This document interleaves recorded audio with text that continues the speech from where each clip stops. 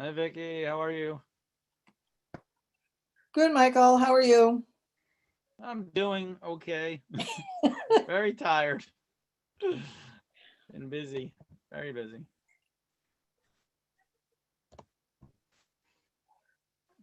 Let's see who else is here. Oh, Lisa, how are you? Sarah. No.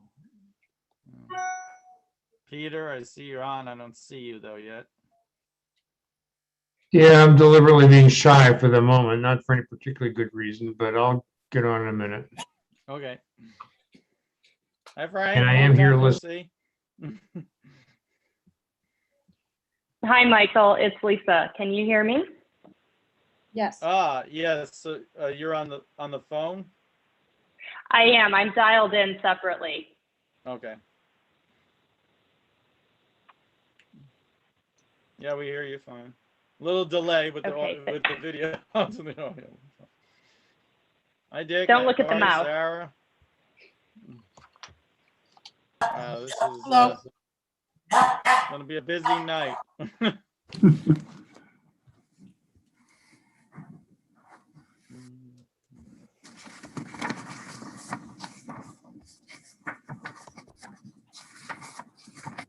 Hello, can you hear us? It's Ed Bona and Denise Bottiglieri.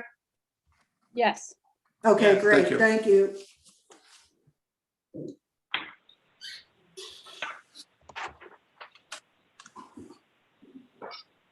Hi, Ray. How are you? Good. Hi, Warren. How are you?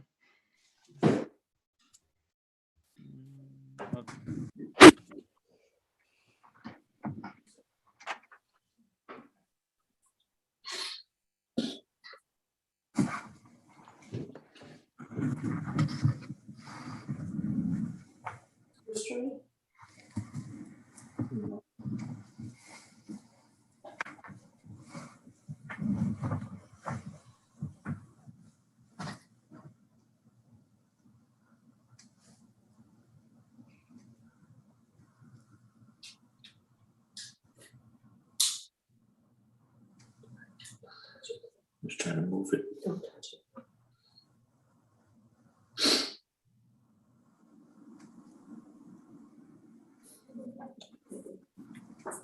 I don't agree on it.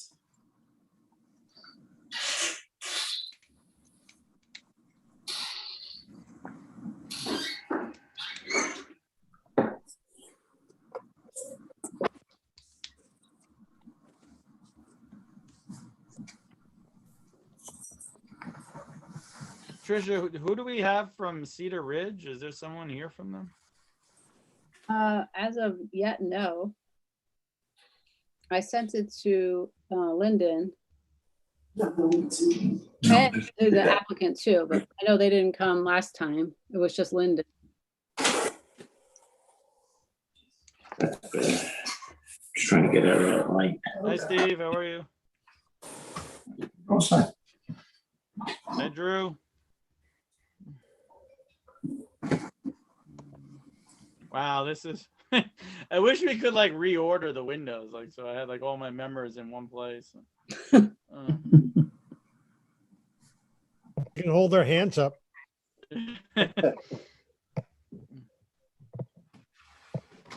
It changes too. It doesn't stay static. That's like the hard part. No, I think it's whoever's talking or comes in.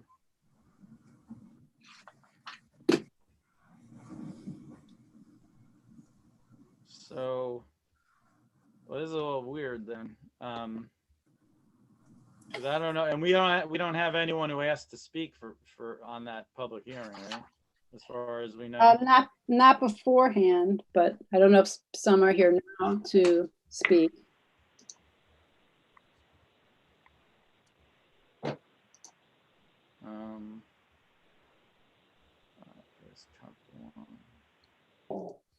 Oh boy. All right. If anyone is here to speak regarding the Cedar Ridge Farm subdivision, just if you can unmute and say something, so we can just get a speaking order together before we start the meeting. I take it That's a negative.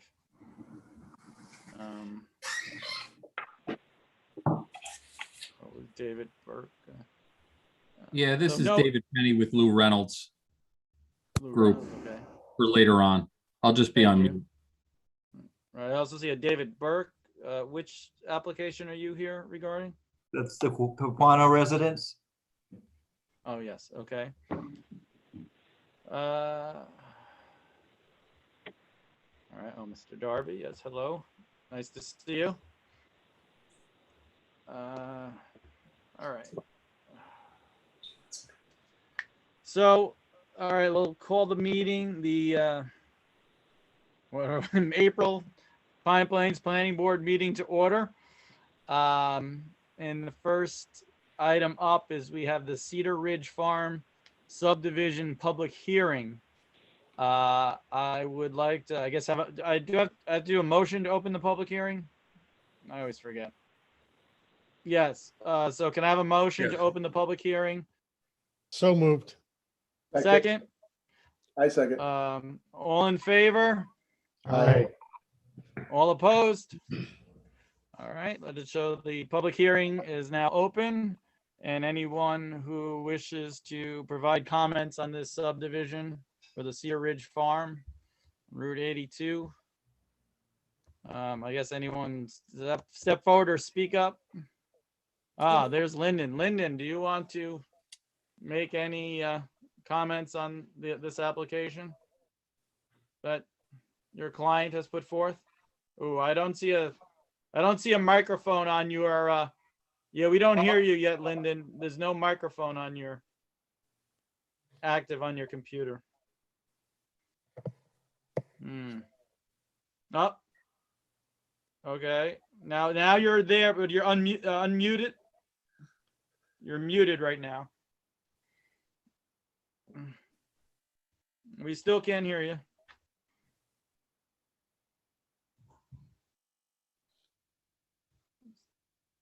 Is it muted down over in the left-hand corner? Right there. There we go. Now we got you. All right. Technology.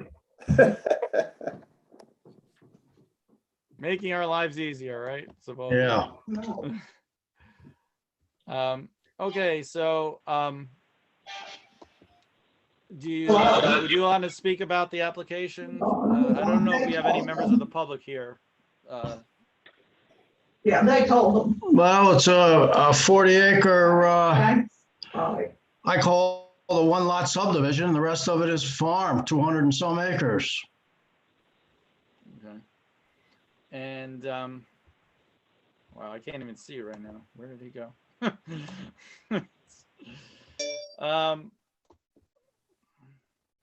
And as we showed at the last meeting, when we went over this, there was one other subdivision out of that property.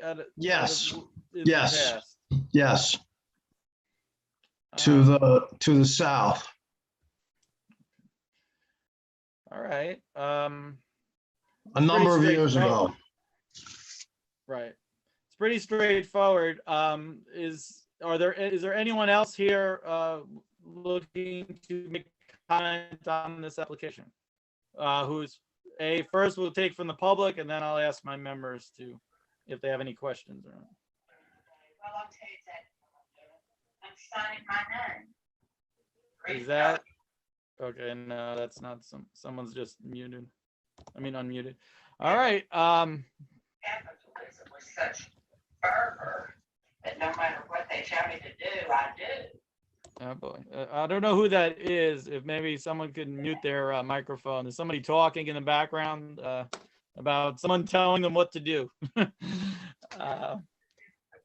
I guess so. Warren, there's no requirement on how long we have to keep this open, right? If no one's here, we can just close the public hearing, ask for a motion, or you're muted right now. Yeah, you can close the public hearing.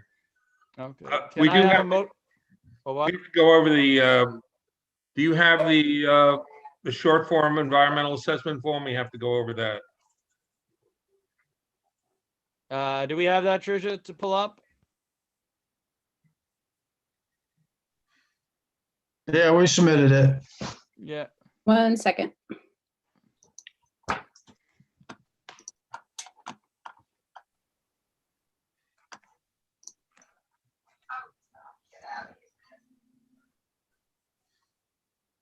Well, in the meantime, I'll ask for a motion to close the public hearing. Public hearing. Second, Second. all in favor? Aye. All opposed? Let it be shown, we close the public hearing at, I'm not even sure what time it is. Ooh, what happened? There we go. No, we're pulling up the short form. So we close the public hearing at 7:38. Now we're going to go over the short form environmental review. We determined this is an unlisted action. Okay, so can you go down further till we come to the keep going. Got to come to the questions that we. Well, Warren, what do I have to actually read that? I don't have to read that into the record, do I? All this? No, but I'm looking for the Yes, I understand. for the rest of the short form. Do we have the pages? Is that the entire short form? Yeah, that's all I have on my end. Then it goes. There should be a Part there should- one. There should be a part two. Correct. Yeah, part two has the questions. questions. for the planning board Yeah, for analysis. where is that? It's not there. I don't know. It should be submitted usually with the. It's Yeah, all it was there. one. That's- What You fill might be? that out. It might be at the end of the document there.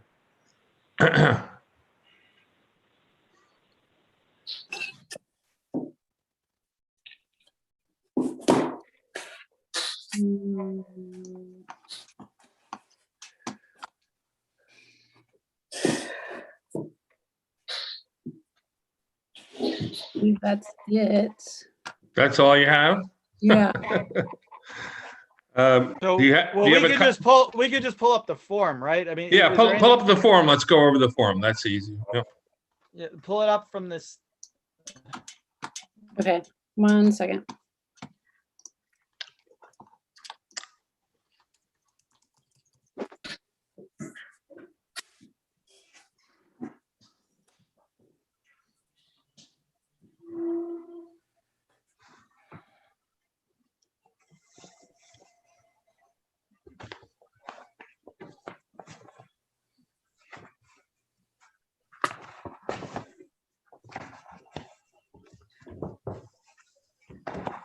There it is. Ah, there we go. Okay. Okay.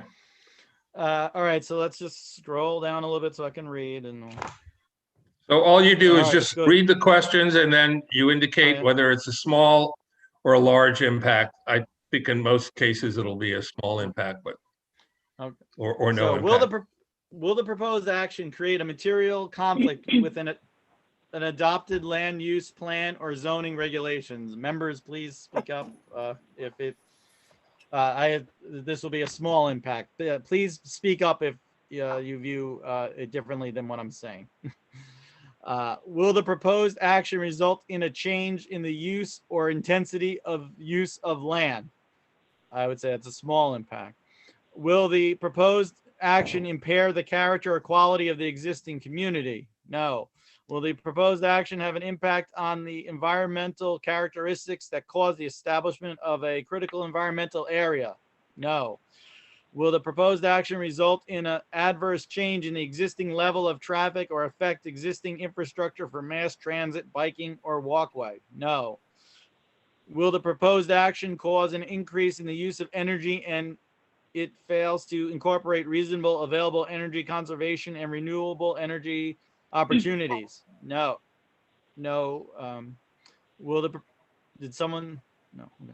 Will the proposed action impact existing public water supply, public or private water supplies? Let's say small.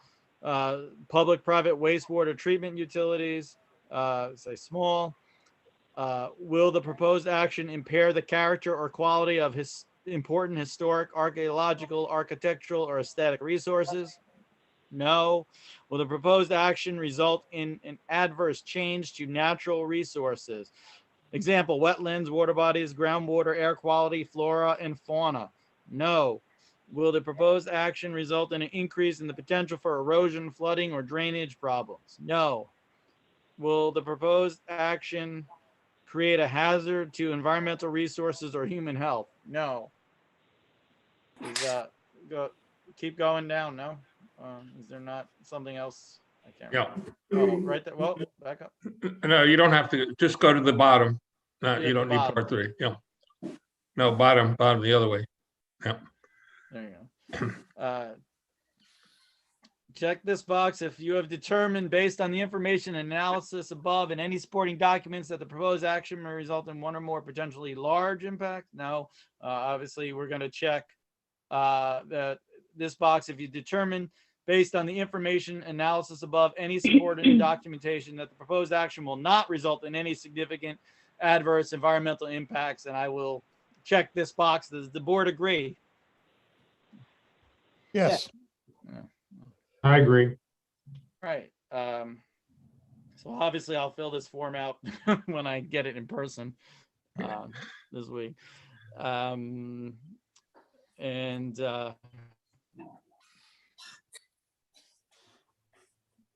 So next we can move on to the resolution, correct, Warren?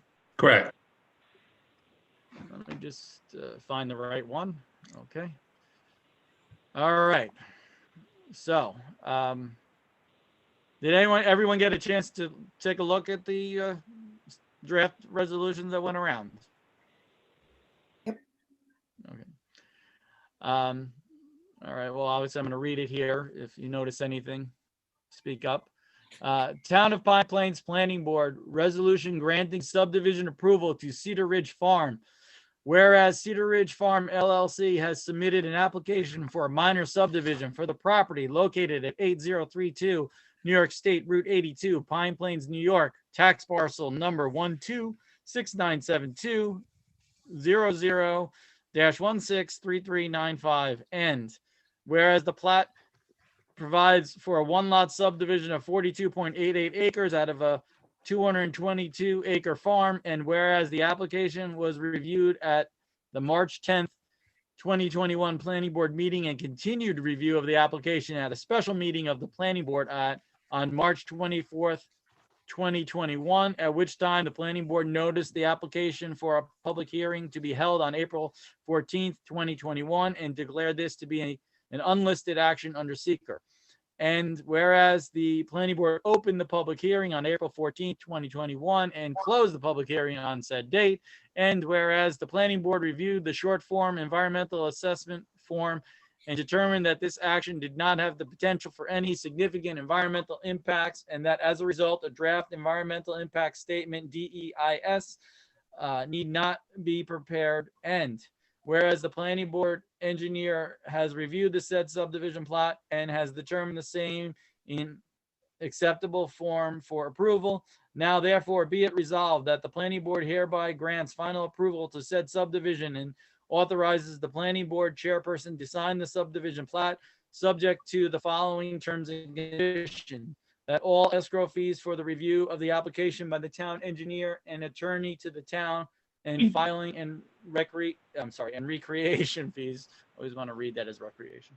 And recreation fees be paid in full prior to the signing of the subdivision map by the Planning Board chair.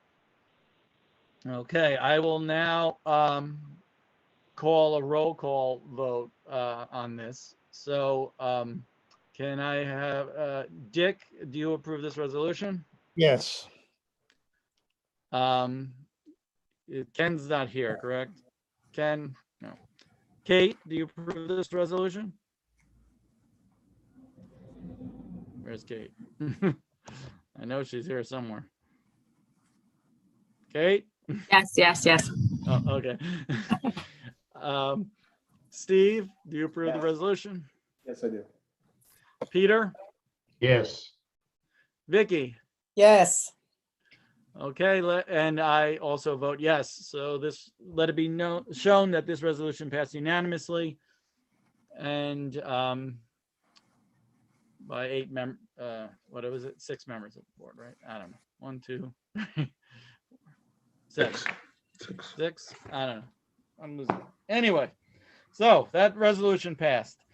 So Lyndon, just to get the fees, work with Trish to make sure that's all squared away, and then obviously we'll get the map signed. You have any further questions or? Yeah, how do I find out what the fees are? Oh, Tricia will contact you after the meeting. You'll email me a list of all that? Good. I have no more questions. All right, thank you very much. Thanks for going. Have a good night. You too. Thank you. Okay, very good. That went. How do I get out of here? If down on the bottom right, it says leave. You can click leave. Oh, okay. Leave, huh? There's a big red button. Right? Oh, I see it. Yeah. Thank you. You're welcome. Take care, Lynn. Okay. Next up, we have the Hudson Valley Project Sketch Plan Review, also known as, or formerly known as the Durst Project. I think we decided that we would hear from the applicant first.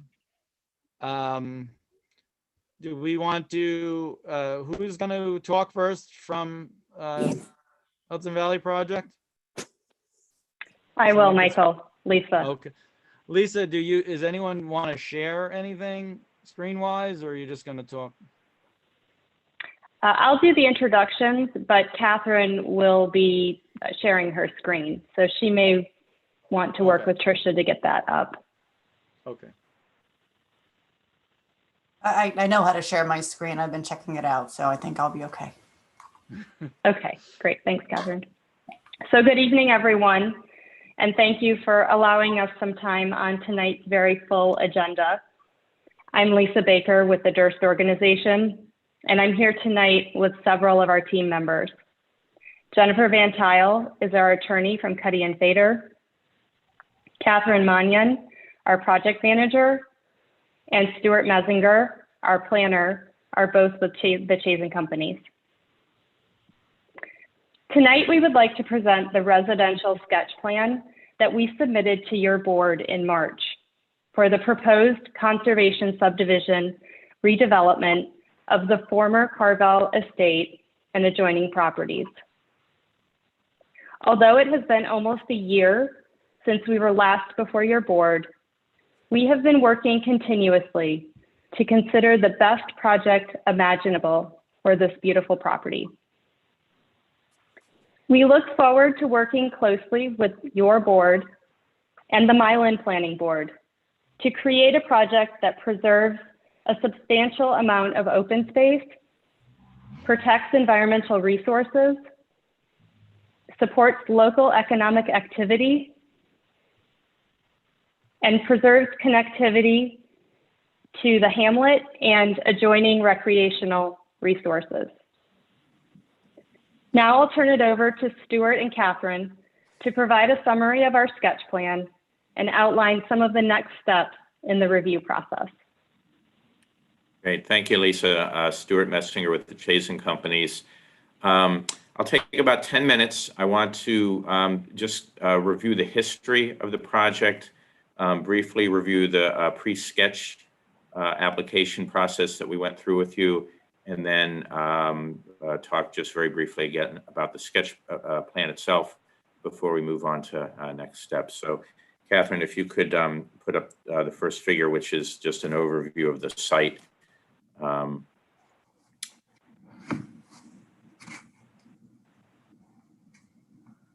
Here we go. Yeah. So everybody knows where this is, I think. We showed you this figure several times over the course of this, and I think it's been in your application packages. There's 3,100 acres in all. 2,655 of them are in Pine Plains. The differences in the color are the light green is the lands owned by the applicant at the time of the NND application in 2011. The darker green are the lands acquired since that time. Just by way of background, the original plan for this property was developed in the 1960s by Tom Carvel. And that's why we've always called it the Carvel Project, or it's been known by that name for a long time. Tom's vision for the project was a recreation-related second home development of about 2,000 units, a golf course, a ski hill, and other recreational amenities. The first phase of about 200 units was subdivided, and that's all the lots that you see around Lake Carvel. Water and sewer infrastructure were installed, and the golf course was built. But as you all know, only a handful of the homes were ever actually built. The Durst organization acquired the lands from the estate of Mr. Carvel in 2001. In 2004, the Durst organization made an application, again, for a planned second home community. At that time, there were about 1,700 acres, 1,770 acres on the site. That first application was for 1,022 units, of which 951 were in Pine Plains. That works out to about 1.86 acres per unit. The project was subject to a draft environmental impact statement, and subsequently the town adopted a moratorium in order to write zoning and a comp plan, which didn't exist at the time. And so that application was not advanced. When the town wrote its zoning ordinance, it created an overlay or a floating zone district called a new neighborhood development, NND. And so it was written, I think everybody would agree, in contemplation of the development of this property. And so in 2011, the owners made an application under the NND provisions to develop a new neighborhood district. The new neighborhood district would have to be approved by the town board. It was a zoning action, as opposed to where we are now with a conservation subdivision that is entirely in front of the planning board. That application at that time, the applicant owned 1,932 acres in Pine Plains, was proposing 591 units in Pine Plains.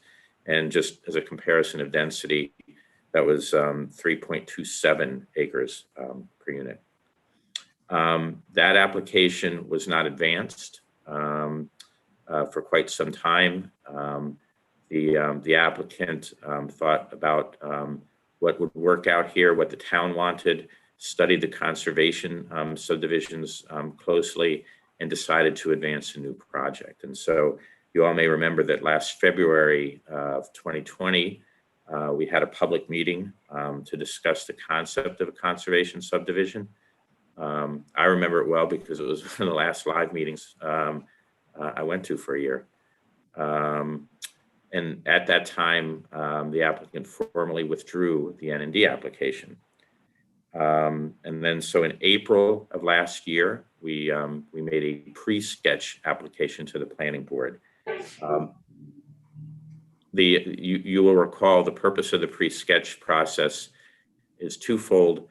One is to establish a base residential yield, that is how many units can be developed on the property. And the second is to establish at least 50% of the site as open space, as is required by the conservation subdivision process. So Catherine, if we could put up the pre-sketch figure that shows the various conservation features. Thanks. So we mapped primary and secondary conservation features on the site, and in order to arrive at a 50% open space map. There we go. Thank you. Those are the conservation features are things like the wetlands and their associated buffers, steep slopes, the Stissing Mountain CEA, and a corridor, a viewshed corridor along Route 199. The result of that was showing 53% of the site as open space. So that meets the basic requirements of a conservation subdivision. And we also did the calculations for the base residential yield according to the methodology in the zoning ordinance. And we came out with 223 units, which is just under 12 acres per unit. So considerably different than the prior applications. The planning board referred the application and the calculations to your planning and engineering consultants. They agreed with our calculations, and then that allowed us to proceed to where we are tonight, which is the sketch plan application. A couple other things to mention. We have met with the Milan Planning Board. We met with them last Wednesday, April 7th, to present the concept for the property and talk about their process. It's similar to yours in some way. A clustered subdivision is the term Milan uses, requires us to first submit a conventional subdivision to establish, again, a base density. And then from that, we can develop a clustered subdivision. And so our intent is to make a next submission to Milan and be on their May 5th agenda with the conventional subdivision to establish density, and then a clustered subdivision to show what our thought is. The goal in Milan is to continue the same theme, the same layout principles that we'll look at in just a second on the Milan side of the property. The idea is as you were to walk through the property or drive through the property, you wouldn't see any difference. You wouldn't know that you were in one town or the other. We want them to be able to work together. A couple other things to note. We had a virtual meeting with the health department back in February to talk about water and sewer.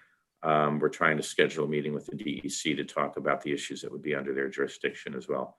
So we're sort of advancing on all fronts, and that gets me to the sketch plan application itself. So if we could pull that up.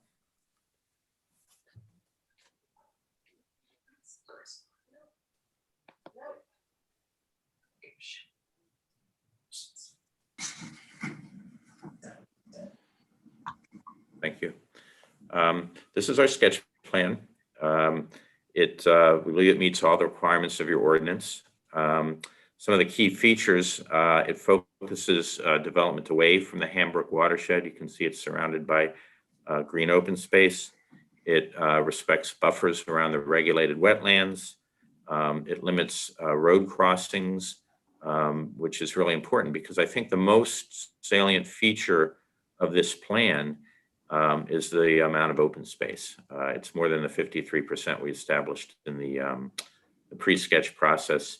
It's connected within itself, and it connects to adjoining areas of open space. Development is largely focused around Lake Carvel and north and west of Route 199. And we've also tried to keep development away from 199. The applicant is not seeking any additional density for the Sports City lots. We talked about that last time as something we were thinking about. We've decided not to pursue that. What that means is that land just gets added to the total acreage. The same constraints in terms of slopes and so forth are assigned, and we revised the base residential yield, which is now 237 lots or 11.2 acres per lot. And we submitted with this a revised calculation for your consultants to check. So the next step, we think, is the commencement of the seeker process. We hope that at this meeting or perhaps the next meeting, the planning board would declare its intent to be lead agency and circulate that to the involved agencies. We've always said that we plan to do an environmental impact statement. And so we've submitted a draft scope for you folks to begin to look at. We're hopeful that after we're going to assume that you are declared, that you do become the lead agency, that you would embark on a scoping process. So we think we hope we're along the way there. The last thing is, as you know, the applicant is considering a resort, and I know that's of great interest to everybody. We're still programming it and have been for some time. So what we'd like to do is have the resort be an alternative to be considered in the EIS. And when you look at the scoping document and you get to the alternative section, you'll see there's a really robust section asking us to describe the resort in great detail and also provide potentially for more than one alternative for the result. So that's how that would be addressed, because as we know, we have zoning issues with it at present. This is a zoning compliant plan. It doesn't need variances or anything like that. We believe it meets all the intents of the ordinance, which is why the resort needs to be an alternative in the EIS. So that's our overview. We're happy to answer questions or turn it over to you folks or your planners or consultants.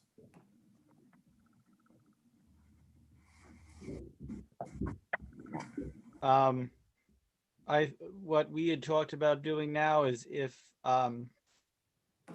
Frank from BFJ Planning Frank Fish is going to I guess go over the process going forward. Yes, good evening, everyone. Can everyone hear me all right? Yes. Good. I'm actually going to go over this. I'll just introduce it. I hope all of the planning board members did get, I think Tricia sent it to everyone, sort of a memo with a timeline from Sarah Yackel from our office, and Sarah's here on the call. Evening. Introduce it. We had talked, and I think the applicant knows this, we had talked before with planning board chair and with the town's council that we ought to give the board tonight just a preview of what next steps would be expected in the seeker process. So we're hoping that, well, we first see this tonight as just a discussion with the board and question and answers by the board. We don't expect any action at all tonight. We think the first action that would come, as Sarah will go over, is just to declare yourself lead agency so that you can start the process. It's what seeker, what the State Environmental Quality Review Act really suggests that you do first. And once you do that, you'll send the documents out to Milan. All Milan is now informed and that the applicants met with them, but send the document out officially so that hopefully Milan might agree to you being lead agency. And we need to wait about 30 days for that process. And then we can get into the substance of scoping and so on. So with that, I don't want to steal Sarah's thunder. So here is Sarah Yackel to all that we sent to you all. Thanks, Frank, and good evening, Mr. Chairman, members of the board. I'm just going to share my screen here and pull up the schedule or the timeline that we had sent around earlier today. Let's see if I can do this as well as Catherine did. Can you all see that? Yep. Yes. Great. So we just wanted to walk you through the state environmental quality review process. We're not sure how familiar all of the members of the board may be with this process. And it's, as you can see here, this is the simplest version we could lay out. And it's, it's a very dynamic process, and there's a lot of steps which are regulated by law. And so we need to make sure that, that we have you fully briefed and with us as the applicant sort of moves through this process. As Stuart said in his presentation, the applicant has submitted what's called a part 1 of the environmental assessment form that sort of just lays out some of the basic information about the project. And that's really the document that kicks off this seeker process. The very first step for you all is to declare your intent to act as the lead agency for the seeker review. And what that means is that you would become the agency that really shepherds the project through the environmental review process. There is a coordination process. As Frank said, it's a 30-day coordination process where you would coordinate with the other involved agencies. In this case, it would be the town of Milan. There may be others as well, that the document gets circulated with a resolution of your intent to be lead agency. And after 30 days, if there are no objections, you will become lead agency and can then officially sort of kick off your work on the seeker process. Following that establishment of lead agency, once you become lead agency, that puts you in a position to make what's called a determination of significance. In this case, we're anticipating, as Stuart said, that you would adopt what's called a positive declaration. That term is a little bit misleading because it sounds like a good thing, but really a positive declaration, what it means is that the seeker process continues, and your board would make a determination that the project has the potential for one or more adverse impacts that needs to be studied in an environmental impact statement. From there, you move into what's called the scoping process. And as Stuart said, the applicant has submitted a draft scoping document. That is a document that's before your board for consideration. Scoping, the state environmental regulations were updated in 2019, and now scoping is mandatory. So you are obligated to have a public scoping process. And really what scoping is a process of establishing a table of contents or an outline of environmental categories and impacts to be studied in the EIS. It can rule out impacts where things may not be relevant, and it also can include, as Stuart said, it must include a full range of reasonable alternatives to be studied as well. And there is a public element to the scoping process. You review the draft, and then that goes out to the public, and you would hold what's called a scoping session where you can hear comments on the draft scope from the public, and they can provide input on what they'd like to see studied in the EIS. And that's generally about a 60-day time frame from when you officially become, make your adopt a positive declaration. There's about a 60-day process for scoping. Following that is where you really get into the next step, which is the preparation of the draft environmental impact statement. And there is no time frame in seeker for this. And that's really up to the applicant and the time that they need to prepare the environmental analysis. We sort of put an estimate to this that we would anticipate they may be finished in late 2021. It could be earlier, it could be later. It's really up to them. The sort of point of the schedule is just to give you a sense of all of the steps and all of the various timeframes, and that we anticipate that you're not making any action or decisions for at least a year, if not 18 months on the project. Following submission of the draft EIS, you have what's called a completeness review, where you review it to make sure that it complies with all the elements in the scope. Once you accept it as complete, it can then go out for public review. And that's typically a 30-day public review period that can be extended to a maximum of 60. And during that time, you would often hold a public hearing. Following the public hearing, again, the applicant would prepare what's called the final environmental impact statement, which really is a response to comments document. It provides responses to all the relevant environmental comments made on the draft EIS.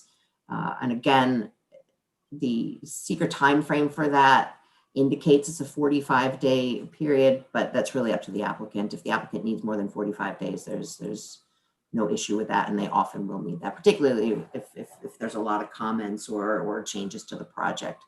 And then finally, the last step in the seeker process is the adoption of seeker findings, which really sets forth all of the decision-making, how the planning board complied with all of the elements of the state regulations for environmental review, and establishes sort of a decision on the project in terms of the environmental review. Following adoption of findings, then the board would be in a position to act on the conservation subdivision. So as you can see, we're at the very, very first stage back here in April 2021, and we're not anticipating a decision of any kind really until probably spring or summer 2022. So you've got a long road ahead of you, and I think that you have a lot of support in your consultants, and so we're hoping that we can help you through this process. And just in terms of immediate next steps, I'm going to switch my screen here. Did that work? Can you see this? Let me go up. Can you see the memo? Yes, Sarah, just go Yes. back one page. I'm trying to do that. I don't know why it's not working. It won't go up. There we go. So immediate next steps. We're here tonight on April 14th.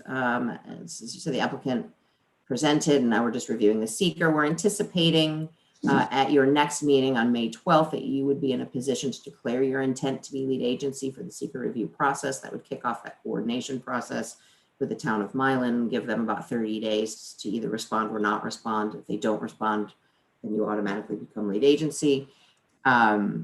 We then would anticipate at your June 9th meeting that we would introduce the scoping document and have a discussion regarding the purpose of scoping and how it fits into the larger seeker process, get any sort of initial comments you may have. Then we're anticipating that on June 23rd, you would have a special meeting called by the board where you would declare yourself lead agency for the seeker review. That would be when the 30 days would have lapsed. And then at that meeting, we can further discuss the content of the draft scope and any suggested revisions that we may have or that the board may have, so that we can get a revised draft to go out to the public so that you can hold the scoping session. We're then anticipating that you may want to hold 2 scoping sessions. One would be a virtual meeting held on or around July 21st, and then a second in-person meeting on July 31st. I think that's actually a Saturday. So that would give the public, it would give the public multiple options to weigh in on the scope. And we did review these, all of these meetings with the planning board chairman to just get his input and buy-in. And obviously these are flexible and can change, but this is sort of the anticipated immediate next steps in terms of lead agency and the scoping process. And with that, I will, if there are any questions, I'm happy to discuss further. Thank you, Sarah. One thing, can you want to get into, can you just go over the process? Because I know the question's going to come up as far as the alternatives, like how that's handled, either Sarah or Frank, whoever wants to handle it, like how that works, the alternative, obviously being the resort listed as an alternative, and what that means and how it's handled. Well, alternatives, just so the board knows, I think the seeker writers saw the alternatives as an important element of the EIS. So one is required by law, and that's, no action alternative or no build alternative. And they're very close to that. They have submitted to you actually an application that complies with the conservation subdivision ordinance and regulations, but they do propose as an alternative a resort. And so I think that gives the board an ability. We talked, if you remember, I don't know if this was 2020, I guess in 2020 now, back with the board, we had some discussions on the resort. You have in your your residential zone, your 5-acre zone, you have a resort with a size of 12,000 square feet. I think the applicant has now put into the scope, alternatives to that. And we presume those alternatives may be larger than that. If they are, then they would compare those alternatives to what's allowed in the zoning. In our mind, you'd compare it to a no action alternative. If you took no action, the resort would be 12,000 square feet.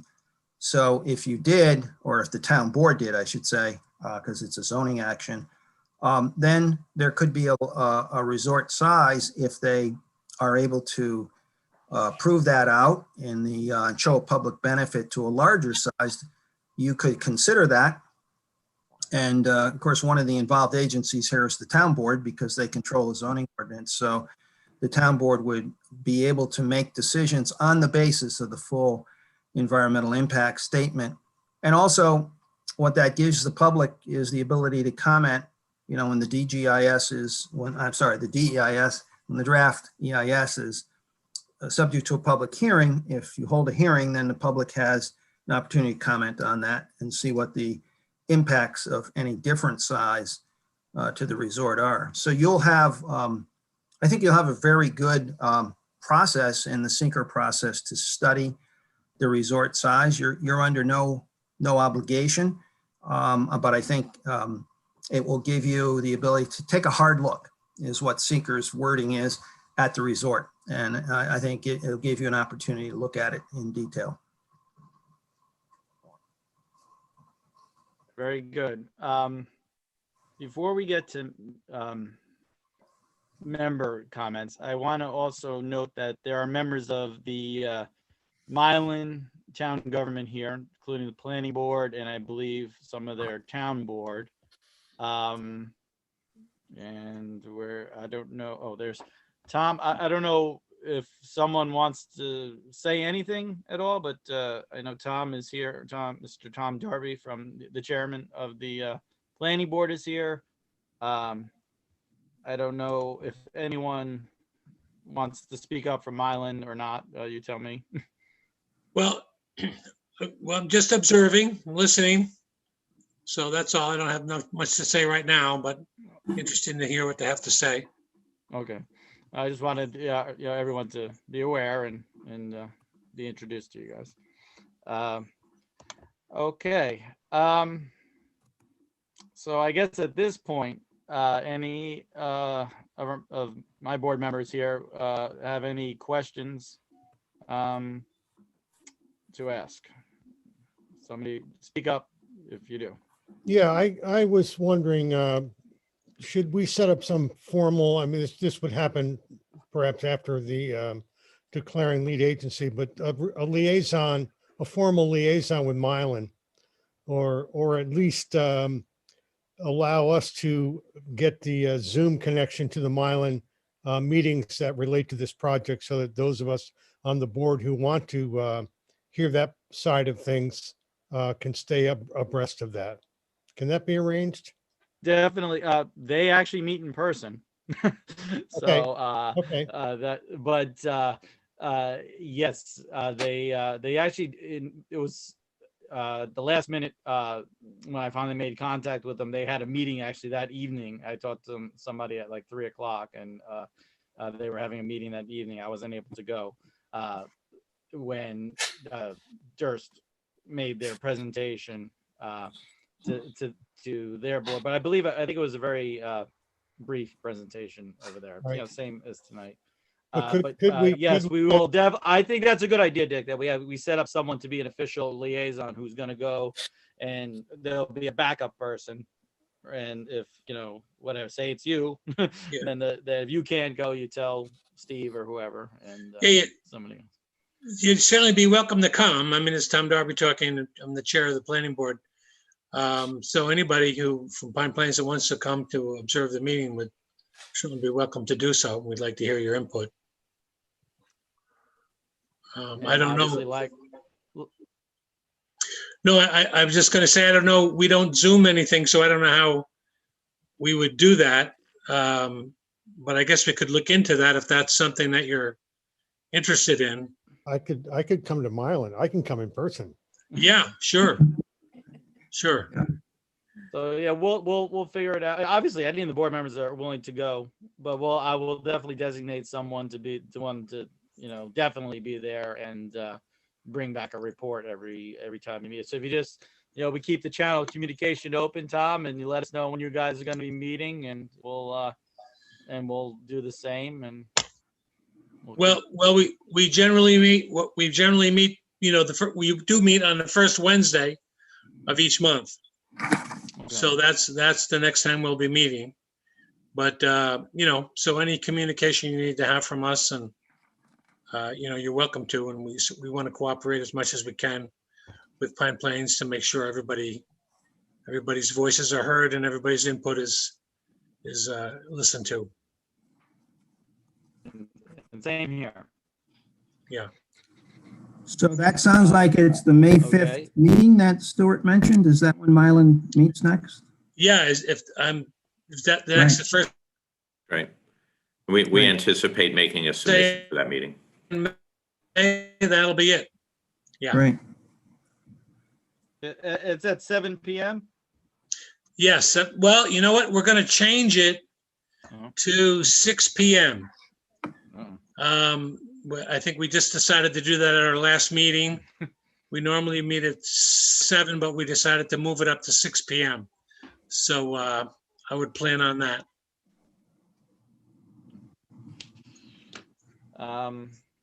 So Dick, do you want to be the designee to report back what goes on? And obviously anyone else who wants to go is free to go. I'll attend that one, sure. All right, great. Sounds like a plan. Does anyone else have any questions or comments from the board? I have a couple of comments. It was Warren. Okay. All right, go ahead, Warren. Yeah, I just want to explain a little bit about the alternative section and how that will work. It is quite unusual to have an alternative treat in the DEIS to treat a possible change to the development plan, which I think the applicant is contemplating. But if they do, after the seeker review of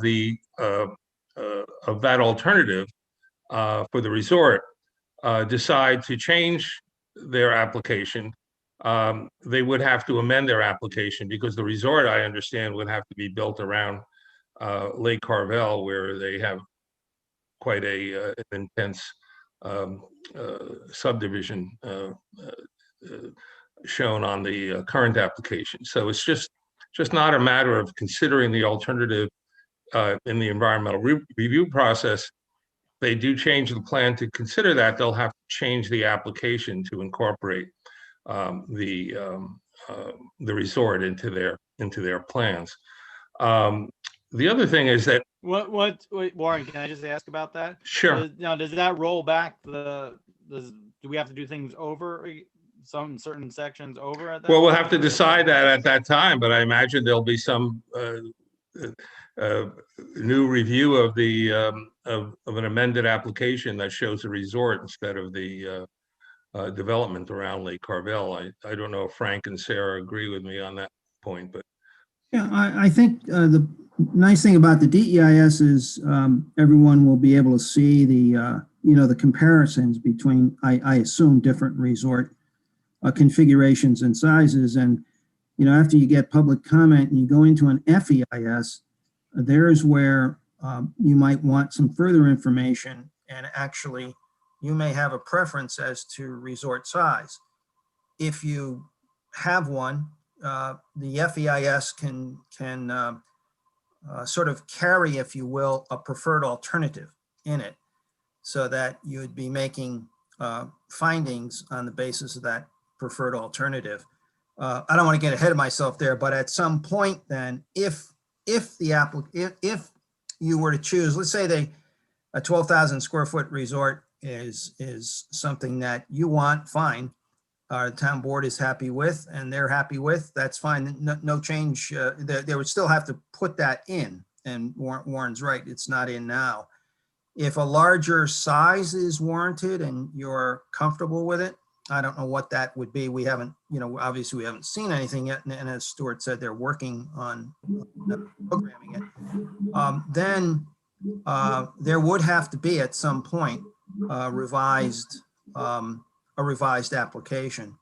The key is that nothing can be approved until you've made findings, and there may be actions after that the town board needs to do. If it were larger than 12,000 feet particularly, I think there's a town board action that would be required. Warren, I'd defer to you on that, but I think Yes.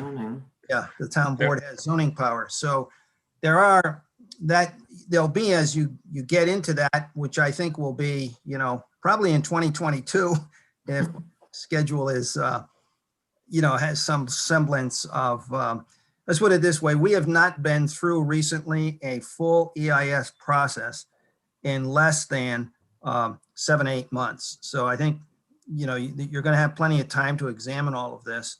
But at some point, if that resort materializes, you're comfortable with it, then I would think there would be at some point there has to be a town board briefing. I would think the applicant will want that also. They don't want to, spend a lot of money if the town board's not in favor, and there'd have to be an amended application.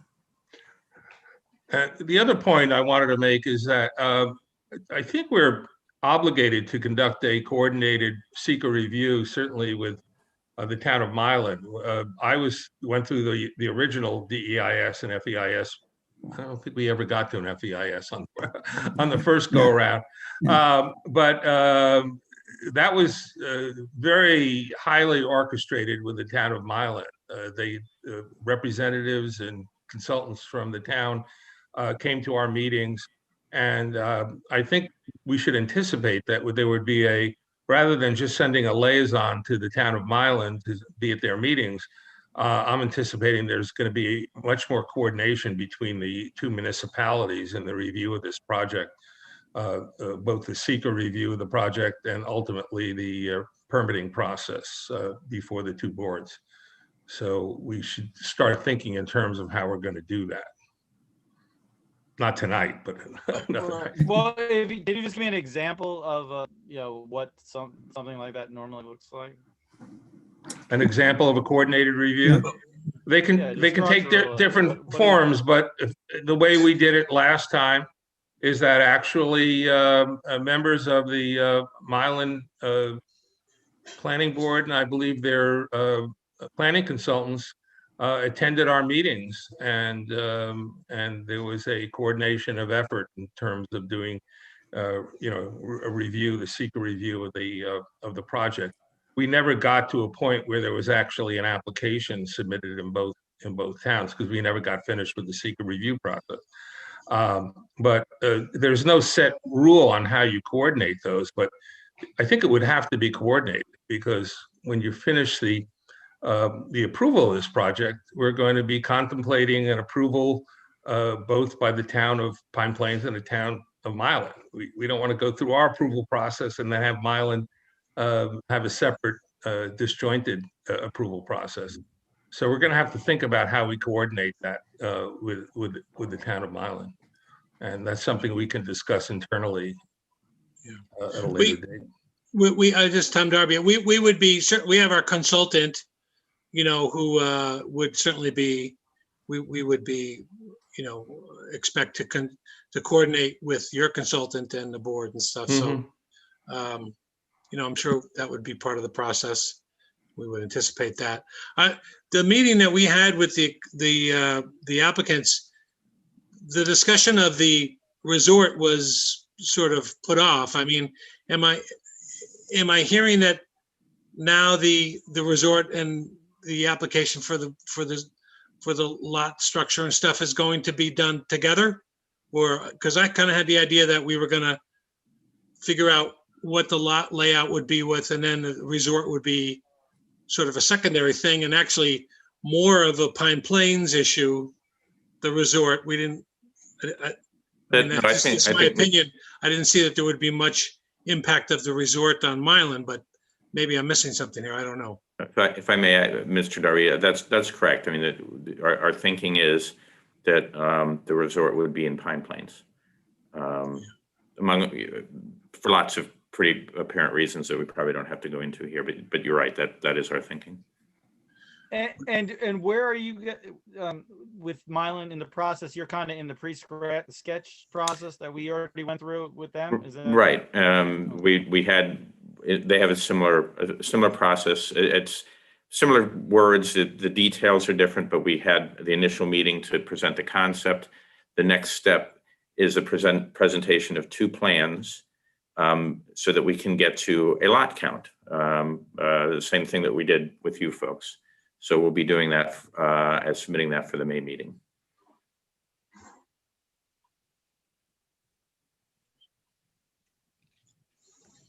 Warren, do you have any other points to bring up? No, I just at some point the applicant needs to tell us how far they're going to progress with their application process in Milan, because I think we have to factor that into our environmental review. So actually right now, when we do the environmental review, we're the lead agency, we'll be considering the impacts both on the town of Pine Plains and Milan. So we are going to need to know what's going on pretty closely in the town of Milan. Sure. Yeah, it's true. Yeah, we certainly will need for the scope a little bit, probably more detail about the proposal for what's happening in the town of Milan. I can't think of any reason, we wouldn't copy you, and so that each town, is aware of what's the applications are in the other town. I mean, that only makes sense because it's all going to get rolled up in the EIS anyway. Yeah, I think Stuart, if you can do that, that would be good. That way the board here knows what's being submitted. Sure. And vice versa. Yeah, makes total sense. Yeah.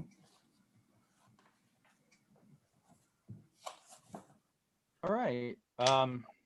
Is there any other, Frank? We've hit all we needed to hit for this. Yeah, meeting? I think we wanted to make sure the board had enough, time to hear from the applicant. It's always good to hear things after you get them in writing and then, hear from us and schedule. And that way you're not rushed. And it's the next meeting where, that's where it's a small step, an important step. It would start the process. You do your intent to be lead agency. So that would be the next action at your May meeting.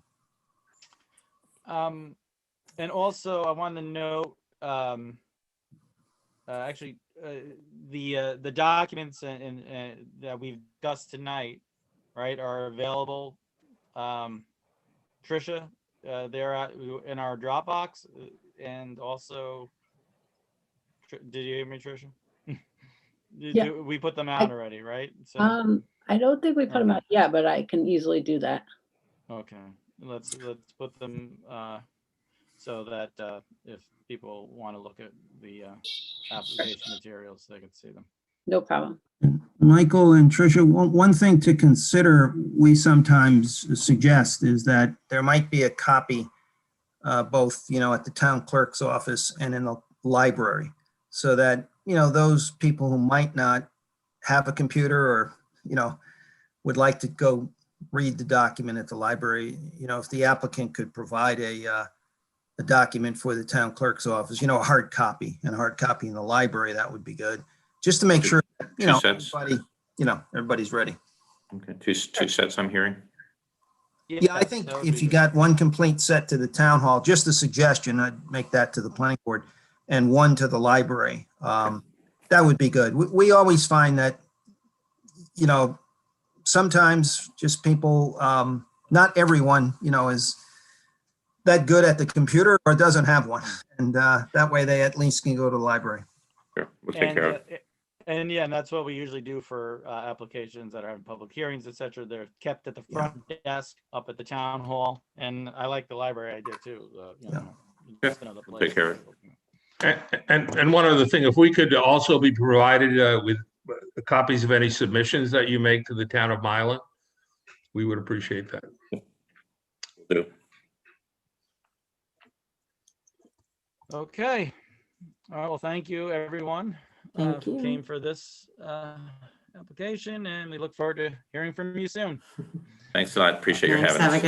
Have a good evening, night. everybody. Yeah. Thanks, you. everyone. Appreciate your time. Hope the rest of your meetings. Good night, Sarah. Good night, Frank. Good night. Yeah. Thank you. Good night, all. Good night.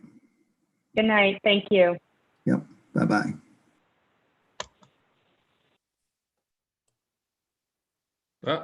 More people. Okay. We're down to only 2 screens now. Okay, so the next one up is the Capilano site plan review. And sorry. Oh, I thought somebody said something.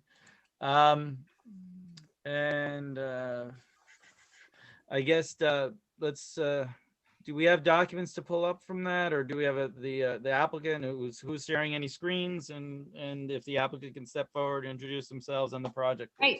So I'm Joyce Capuano, and my husband Chris Velarde. We purchased the property at 3032 Church Street, and we are here this evening to present the site plan for an accessory dwelling on the property. David Berg is our architect, and he has kindly offered to walk you through the diagram that you see on your screen now. Good evening, Mr. Chairman and members of the board. Thank you for seeing us. As Joyce quite precisely said, the property's at 3032, and we are here just for a special, the approval of a special use permit for an a dwelling of 1,250 square feet as per the code 27556D. The dwelling in question is to the south of the site, the cottage. Currently, there's a main house, and I have some imagery I can share if the board would like to see of the site and the surrounding neighborhood. If you, yes, please do. yes, Make that happen, please. all right, happy to.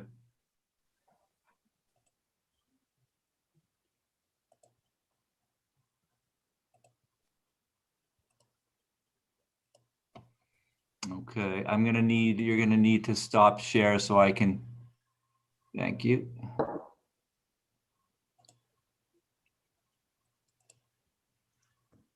Okay, so this is looking west on Church Street. The property in question is 3 doors down. And we are, again, looking for a special use permit for a small 1,250 square foot cottage in the back of the property, which we'll get to in a moment. But we are impressed with the Main Street feel, look and feel, colonial historic structures. We are impressed with the kind of the back barn structures that are kind of littered around the neighborhood. And we're looking to do something similar of this ilk. So it's the Patchens property or the? Yes. Okay. Cool. So these are just some examples of some structures we saw around the neighborhood that we like, certainly the material as well. There's the property in question. And you know that it's in pretty bad shape. Unfortunately. You know, the foundation is caving in. We don't know if there's much possibility of saving it. We do like the garage, and in fact, the garage is in not such bad shape. Now we've just turned and we're looking towards Main Street. We have the inn on the right, which is recently renovated as far as I know, and there's a kind of a panoramic of the rear of the property looking back towards Main Street. And the property is kind of, you know, there's several structures currently in place. There's a shed just in the foreground, the garage, existing garage, and then the main house, and another kind of ancillary kind of barn structure there as well. Next door, we know the closest neighbor here is the inn with a parking lot just bordering the site. And then lastly, just a view looking south where the new cottage would be located.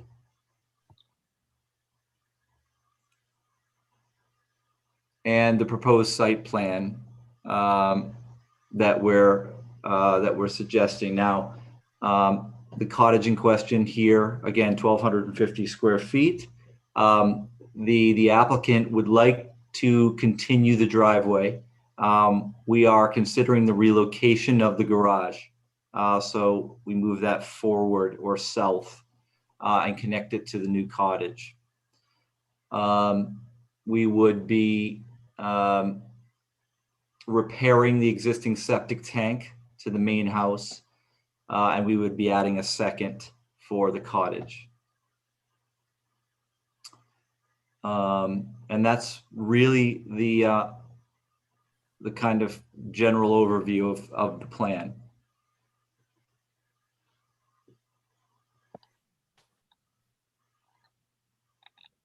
And what is the square footage of the cottage in the main house?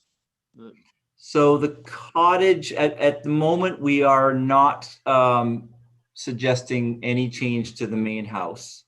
The cottage is 1,250 square feet, which is the allowable per zoning code for an accessory dwelling.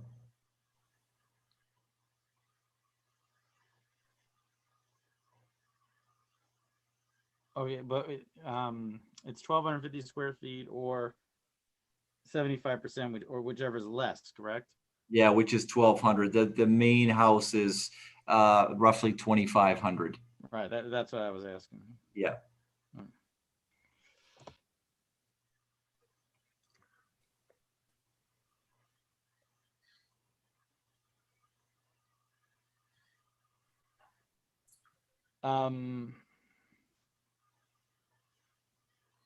Does anyone have any questions on this? Members? Yeah, just curious, you're gonna relocate the existing garage? That was the intent. Try to save as much as we could. And where were you thinking of relocating it? Straight down south to what is Oh, where the car is? Oh, location. new location of garage, sorry. It's, you know, it's not in a very convenient location to get a car. So we obviously need to move through that. And that's right, so then that would be right on the property line? Yes.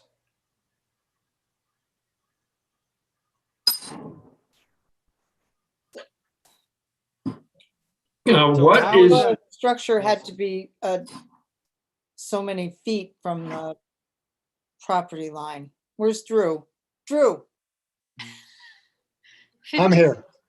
The garage would then be right next to the property line of the inn? Yeah, I guess this is a little bit of the board decision. They have the garage right now on the property line.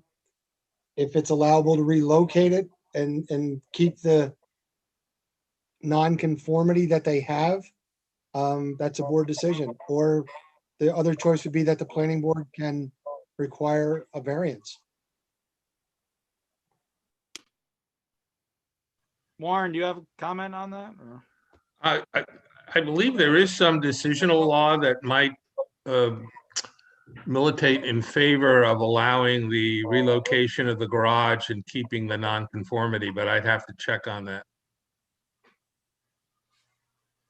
I'm just, if anybody else was to build a garage, they wouldn't be able to do it that close, so. That's correct. Right. But there may be some decisional law in New York that that would support the notion that if you have a non-conforming structure and you relocate the non-conforming structure on the property, that the existing non-conformity could still exist without the requirement of an area variance. Otherwise, it would require an area variance. But to be honest, I don't have enough of that decisional law at my fingertips to make a determination tonight. And they would All still. right, we'll look at that. Oh, And sorry, more- Ray? Warren, this is Ray. They would still need to go before the ZBA for the ZBA to make that determination, not the planning board, correct? Yeah, you know, it's a rare case where you have that. And I'd have to look to see whether the CBA would have to rule on that or whether it would be a decision of the zoning enforcement officer. Okay.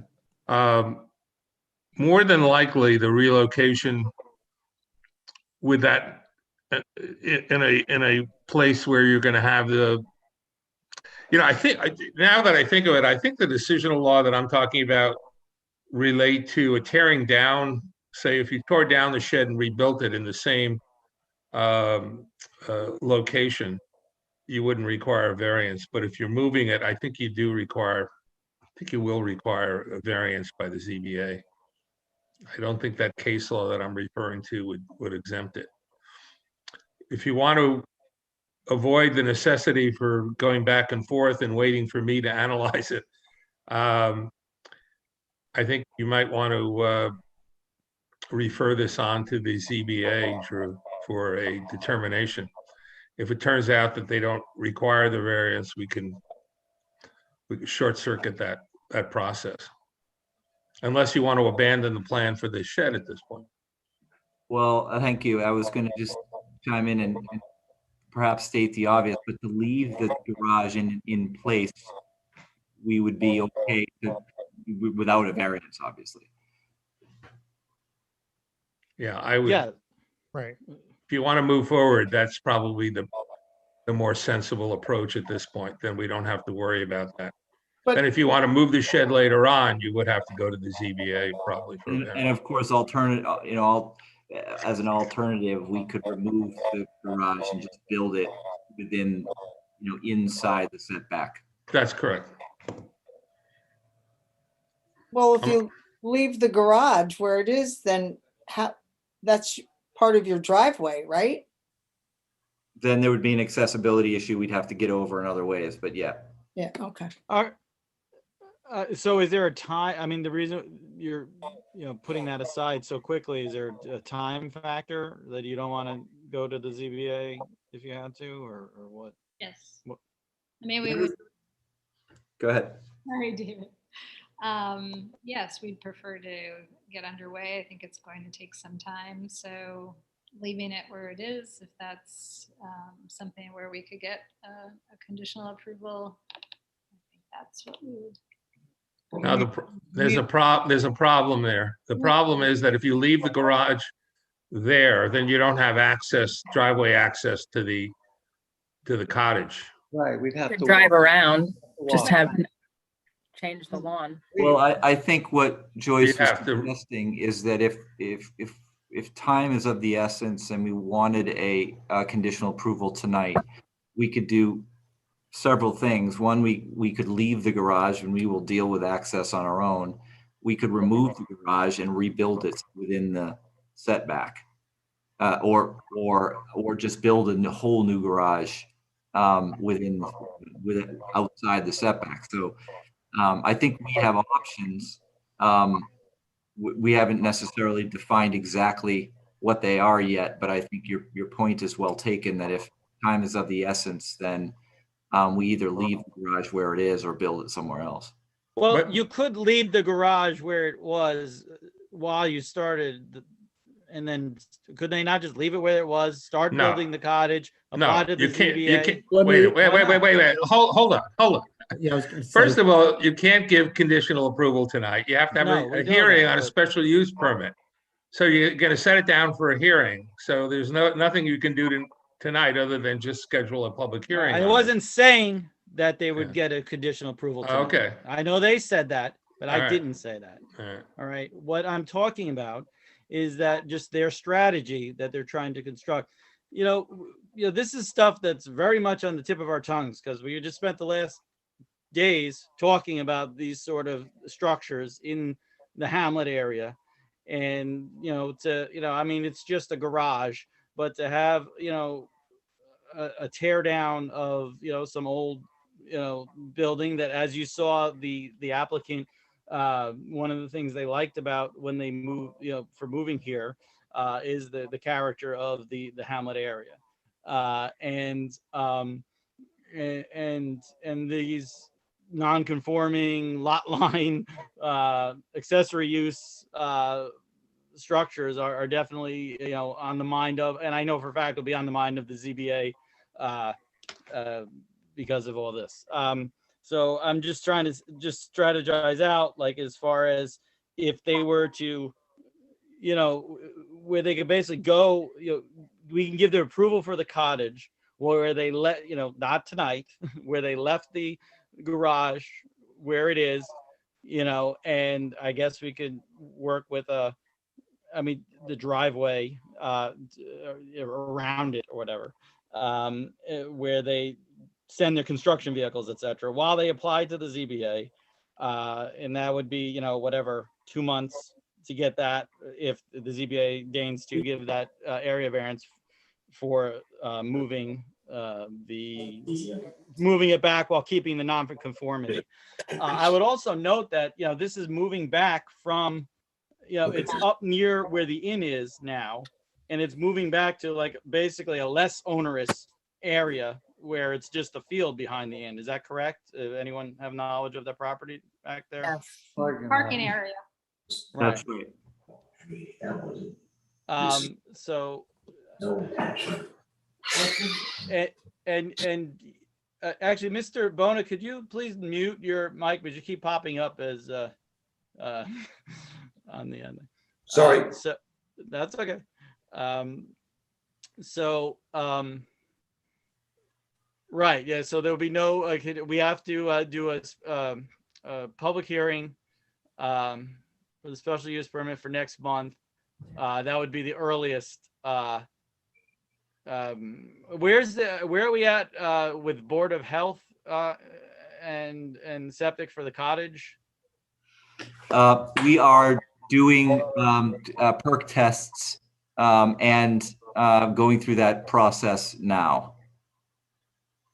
So you haven't received a letter of approval from them yet? We have not.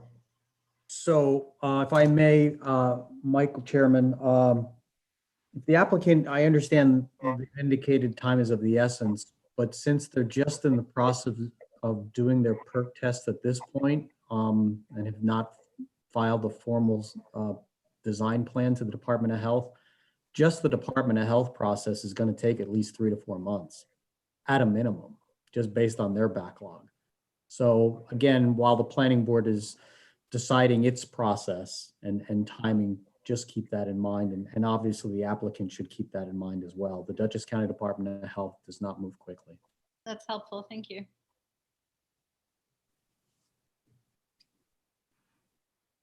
But you have a whole I have house. one- to I have one quick, maybe silly question is Mr. Burke the architect or the planner? That rectangle that is immediately to the left of the cottage in your plan, what is it?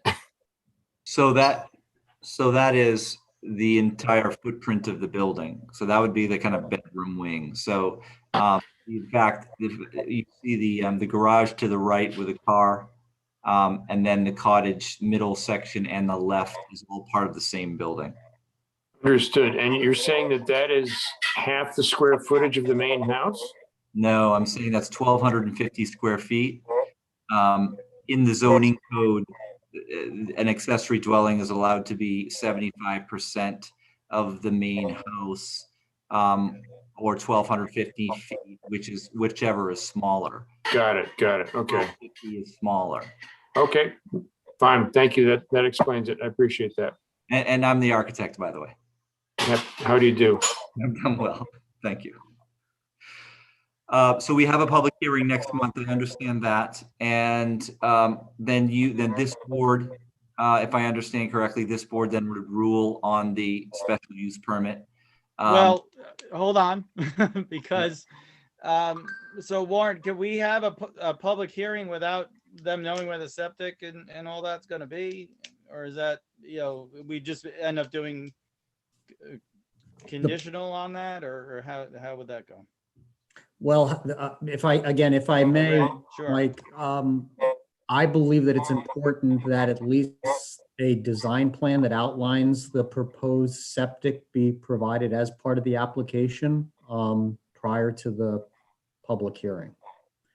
Because not only are they going per the Department of Health standards, unfortunately, because of the age of the existing house, it is quite likely that they are not only going to have to design a system for the cottage, but they will have, in order to meet the health department standards, these are not town standards, but the Dutchess County Department of standards, they will have to design a replacement system for the existing house as well. And we're expecting to do that. So that should be shown on the plan, because ultimately, depending upon the overall size and footprint, and in keeping in mind that Department of Health standards indicate that there needs to be 100% reserve area, that may change the overall layout. So again, I think it would be important for the planning board to at least see that before scheduling a public hearing. And it's not as though it's going to buy the applicant any time, because as I've indicated, they're going to be before the health department for several months. Just to clarify, the septic tanks are shown, that what we're suspecting. The septic tank is, yeah, however, the septic tank is only a minor item compared to the leach field. Is there an existing leach field on the property? We believe so. Well, there's an existing septic tank here where it's shown. Right, but the tank is usually, unless it's a cesspool, the tank is connected to a leach field. That's, And so we're doing the perk tests to verify that. yeah, So- we should know where that is, because that's going to eat up a lot of your common area. I was thinking you might want to consider, if you're going to relocate, you're actually committed to taking the garage and moving it, correct? You don't want to just rebuild the garage. We're not committed to that. We're not committed to that. I'm sorry, what? We're not committed to that. Okay, because if you want to remove the garage and move it, you could always move the garage someplace else on the property until it's reestablished. And then you have your driveway access. It might be the easiest thing to just tear down the garage and rebuild it in the same architectural style as the old one, if that's what you want to maintain. But doing that would require us to rebuild it outside the setback.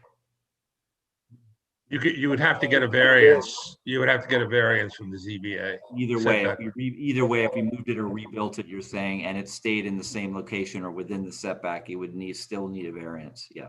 Correct. Yeah. All right, and also once we do the public hearing, it's not the rush isn't the public hearing. The rush is getting all this paperwork and and everything correct for our consultants and obviously the Department of Health, which we have no control over. That's the bottleneck. We do the public hearing, likely, end up with a approval, could be done that night if there's no major issues that come up. So it's not like, that's the bottleneck. So what I would suggest is that you communicate with Ray, and I guess Warren, so you feel there's no research you need to do. You feel they need to go to the ZBA regarding the garage. I'm going to check it out. I mean, I'm assuming they have their own legal counsel who could do that for them. I mean, that's, they should have somebody explore that issue for them. We can do if we feel it's important to the overall design of the property. Right. And let's get that information together, and you email or talk to Ray, and we can get what he needs on the plans, and then we go forward from there. We get the application to the DOH, and then I guess if it came down to it, if it was okay with Ray, we've done where it's conditional. We can give the approval, but the maps won't be signed until the approval comes through from the DOH, right? I mean, that, Warren, we've done that before. Correct. Approval based on DOA. Correct. Yeah, the point is to at least see the proposed and the extent of the proposed construction as it pertains to the septic system for both facilities. So again, if they've engaged, it sounds like they've already engaged an engineer. So if that's the case, their next submission to the planning board would include the design of the septic system for both structures. And that would be sufficient, depending upon as long as all the detail is there as far as the design. Then at that point, the planning board can decide to go ahead and schedule a public hearing on the project, pending the ZBA issue, and what the applicant does with the garages. Okay. So Ray, would I communicate? So once we have the plans, the septic system engineered and plans prepared, we'll make another application to this board. Well, another submission, not a new application, but just a submission. Just for submission. And then we can do that and have the public hearing, and assuming it is in agreement with you all, we just then wait for the DOH approval, and then we get sign off from both.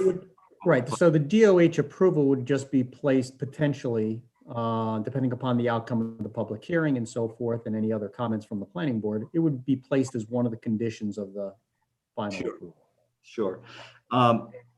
And you know, we could get you in touch with also the ZBA, you know, and you know, they might be able to give you, you know, a general guidance on what they think, you know, if it's feasible or not. That would be really helpful. And I need to, you know, we need to confer, you know, I need to confer with Joyce and Chris. Right. But if there's a certain time delay, as you all have pointed out, quite rightfully, with the DOH, we may elect to go to ZBA just to see. But that's something we need to come together on. Yeah, because you will have time to do that, just Yeah. based on the DOH. You definitely have time to. You will have time. Yeah, you will have time to do that. And if I can just to be clear, you're all recommending that this would, you know, with a garage, either relocated or rebuilt in that new location. You're all recommending a variance would be required. It seems like it. In the new location, I think a variance is going to be required. Either location. Yeah. Okay, so Just one other comment while your engineer is putting together the design plans. I also noted that on the site plan, it proposes what appears to be a new service line back to the cottage. So pursuant to the regulations of the water district, there's only one water service allowed for any single parcel. So therefore, there currently is a water service that goes into the main house. Yes.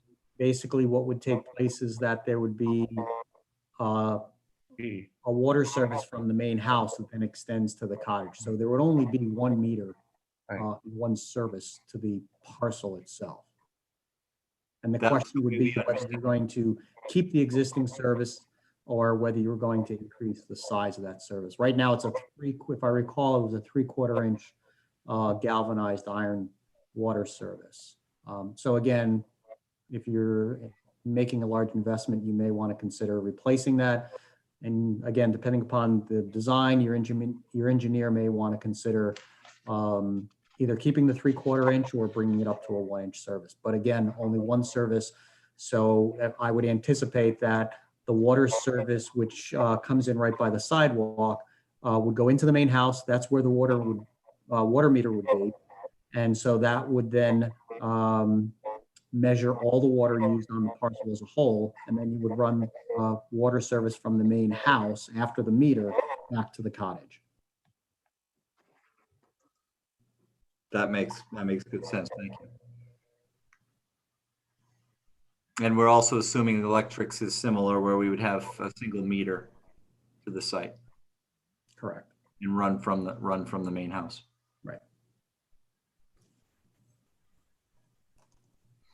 Okay, I think I'm clear. I appreciate the recommendations and the information. It's very helpful. I Joyce? just want to say, is there any other members? Do any other members of the board have any other questions or comments before we let them go?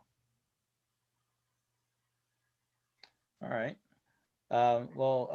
Thank you. You know, I'm sorry that, you know, we're just gonna have to slow down things a little bit, but it is the process, and you know, we just make sure everything's square before we proceed, you know, and we'll get there. Yep. Makes sense. All right. Thank you very much. Ray. Warren. Good night. Good night. Night.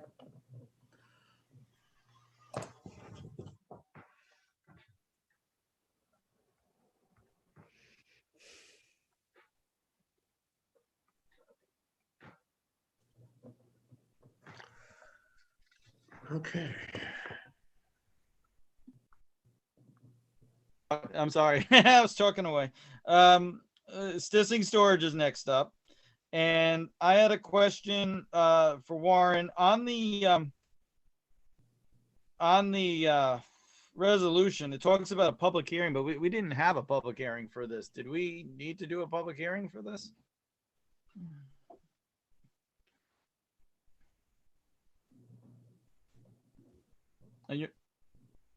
You're muted right now, Warren.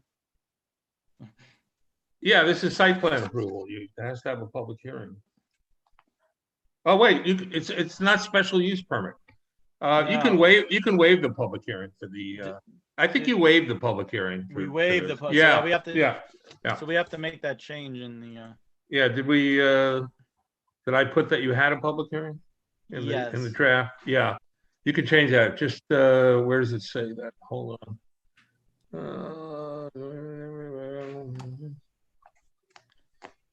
yeah, I have it right. Open the Yeah. public hearing on March 10th and continue Okay, it till the. so that should read that the planning board waived the requirement of the public hearing and continue the review of the application on the April 14th, 2021 meeting.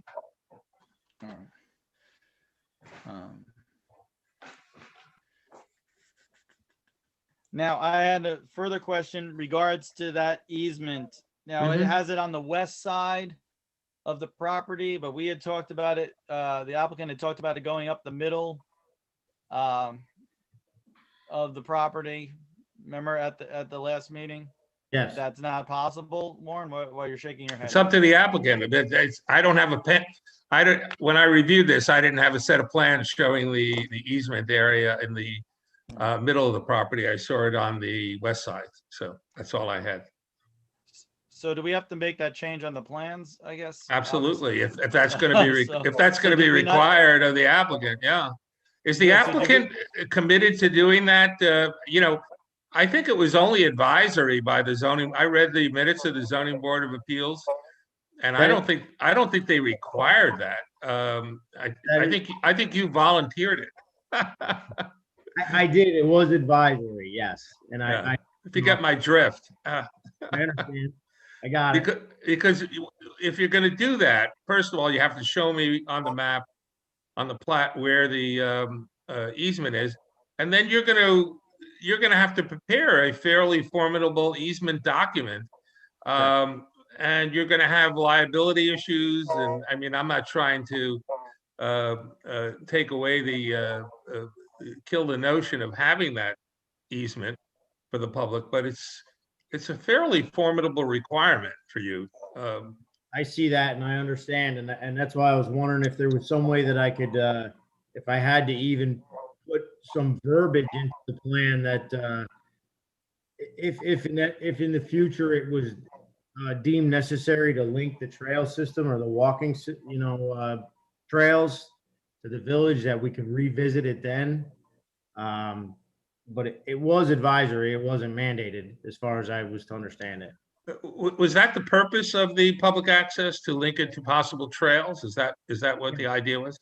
Yes, when the zoning board looked at it, they thought that if they ever linked it to the system, with Stissing to the base of Stissing, if the system had to enter the village or the hamlet at some point, that would be a good access point. Yeah. I mean, if you want to put something on the record that you will agree to provide that access, if and when the trail system requires that linkage, that you will provide that. I think that's better than having the public access easement, certainly in the middle of the property. I mean, it's up to you. I understand it's a liability. I just. Well, plus, as a condition of the approval, I would want to see a fairly detailed legal document providing for the public access. Sure. And it's got to be filed in the office of the Dutchess County Clerk's office. You're talking about a fair amount of legal work to get that approved on your end and our end. If I was to draft some verbiage to the effect that I would allow it should the town approach me at some point, how would I go about that? How would you like to see that? Well, we could add that to the resolution, that in lieu of the easement, that the applicant has volunteered that if and when there's a connection to the public rail trail system, the property owner will in fact cooperate with the town in creating a public access over the property, something to that effect. If the board is comfortable with that, planning board is comfortable. I certainly would be. Sounds reasonable to me. Like the best way to do it. Okay. So if you want, we would have to amend if you want to pass this tonight. I'm sorry, we're getting a lot of, is that from me or somebody else getting all kinds of feedback? I'm not sure what it is. So we've amended the clause regarding the public hearing. And let me just look at the provision regarding, why don't we add a provision of another whereas clause that the applicant has volunteered and agreed that if and when a public trail system is created, which requires a linkage of the trail from 9 Partners Drive to Church Street, Route 199, that the property owner will cooperate in creating a public easement access over its property to accommodate that trail system. Does that sound reasonable? I would just have it changed to the trail or sidewalk system. Sure. If the sidewalk gets extended to that area. Okay. Certainly. So if we could deem that amended, let me just make a note about these.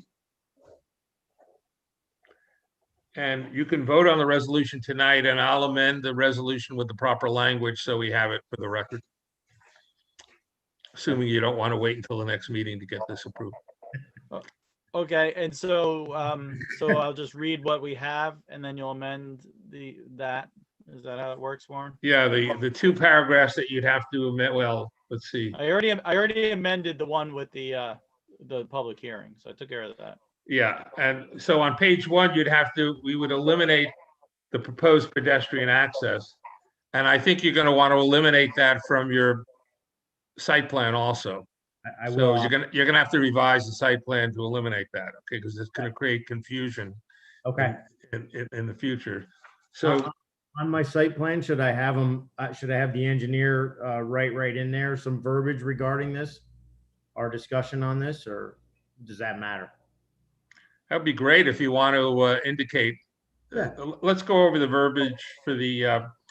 So let's go 1, 2, 3, 4, 5. The 5th whereas clause, we could change that as part of its submission to the planning board, the applicant has voluntarily committed to cooperate with the town to provide pedestrian access on the west side of the property, which would allow a connection either through a sidewalk or or by trail over the parcel from 9 Partners Drive to Church Street. Okay. Okay, does that sound okay? Yep. And then we don't need anything more. And then you would take out in the resolution, the second resolve. We'll just eliminate that. Okay. And then if you could revise your plan just so before it's signed to eliminate that. Okay. That I can do.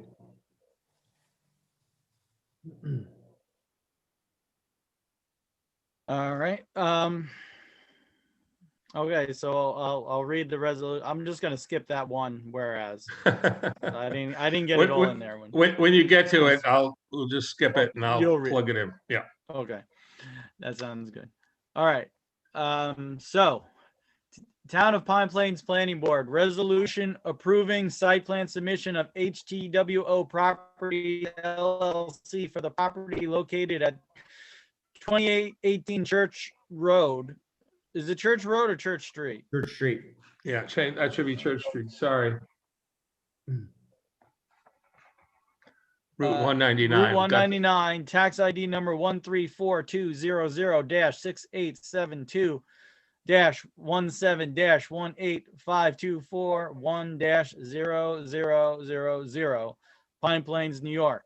Whereas HTWO Properties LLC has submitted a site plan application to the Pine Plains Planning Board, which provides for an expansion of the existing self-storage facility on the property located at 2818 Church Street, Route 199, Pine Plains, New York, parcel ID number 13420-6872-17-185-241-0000. And whereas the plans for expansion have been determined by the town's zoning enforcement officer to exceed the maximum impervious coverage as prescribed by the zoning code from 50 to 62%.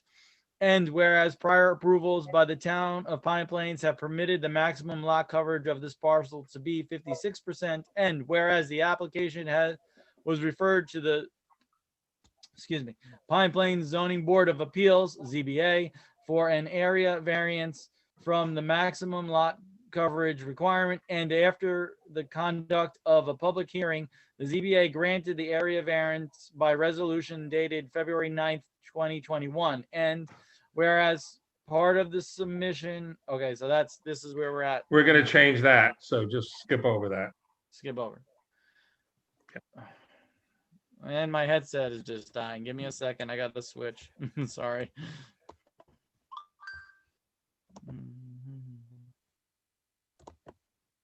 Can everyone hear me okay? Yes.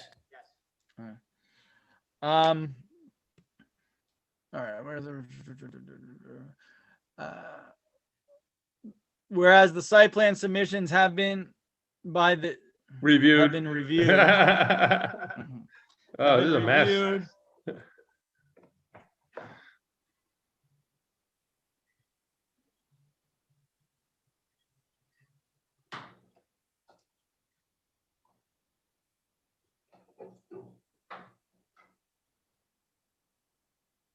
You said you're going to change that. Well, it's got to just go. It's just going to go. Yeah, I'm going to change. I'll get it back to you with the changed language regarding the pedestrian access. Whereas the planning board waived the public hearing and continued to review the application on April 14th, 2021. And whereas the town board has determined upon review of the short form, oh, wait, did we do that? Oh, I don't know. Did we? No, we haven't.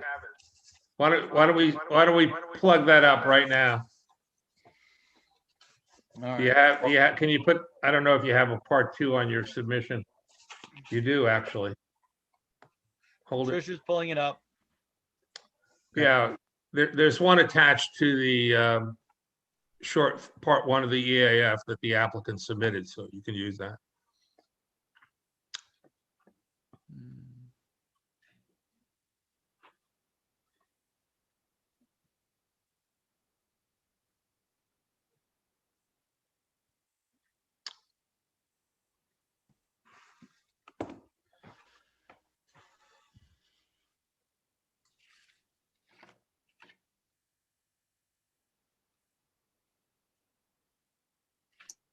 Warren, you're saying there was one on the, The one I'm looking at in the file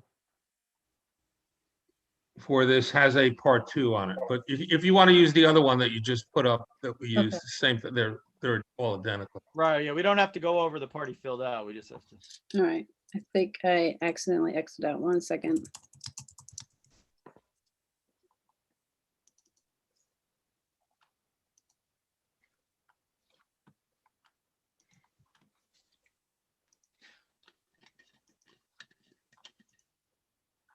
Here we go.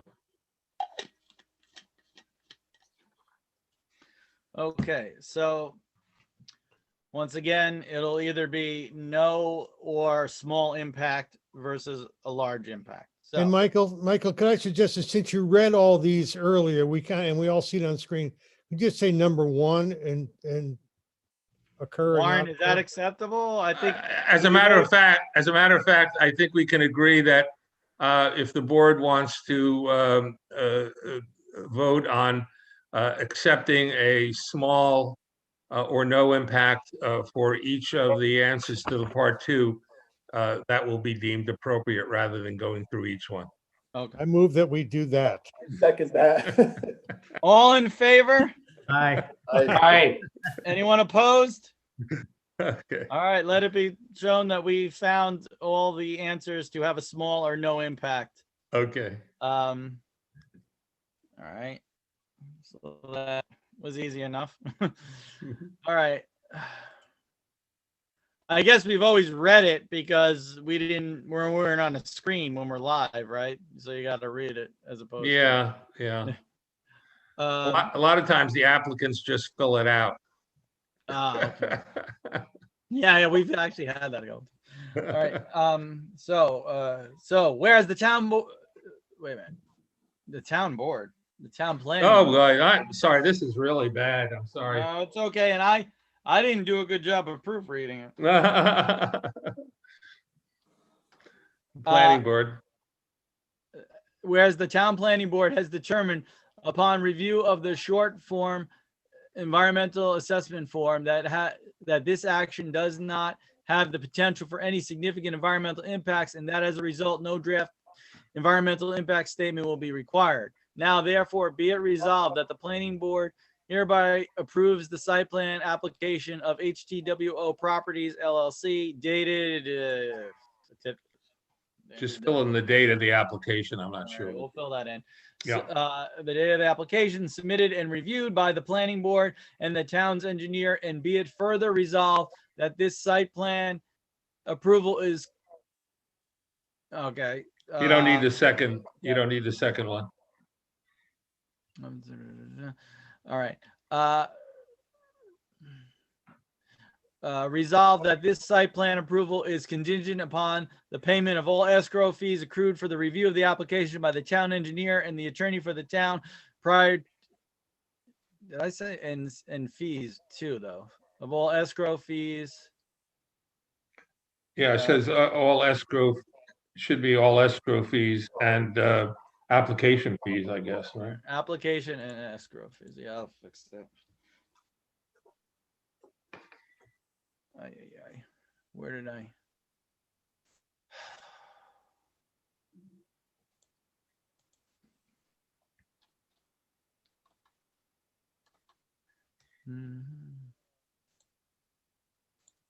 Okay, that this plan is that this site plan upon the payment of all application and escrow fees accrued for the review of the application by the town engineer and the attorney for the town prior to signing of the site plan by the planning board chairman.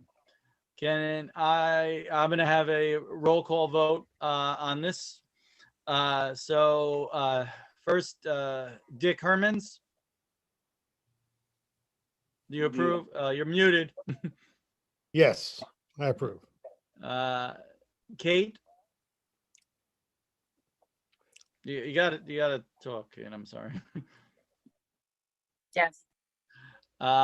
Steve? Yes. Peter? Yes. Vicky? Yes. And I also vote yes. So let it be shown that the resolution passed unanimously. Okay, so I'm going to email this to Tricia, or I'll email it to you, Warren, and because of the changes I made, then you'll make those changes regarding the pedestrian walkway.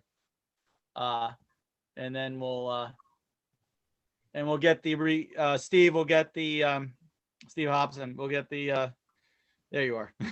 We'll get the amended site plan where Okay. you I will have the engineer amend it with that verbiage. If I have any questions, is there anyone in particular I should email directly, or as when he far as the draws up the verbiage, or to review it before Warren, I actually have you him, have- pay him to print it out and everything, or? do you have Warren's Warren, you're muted.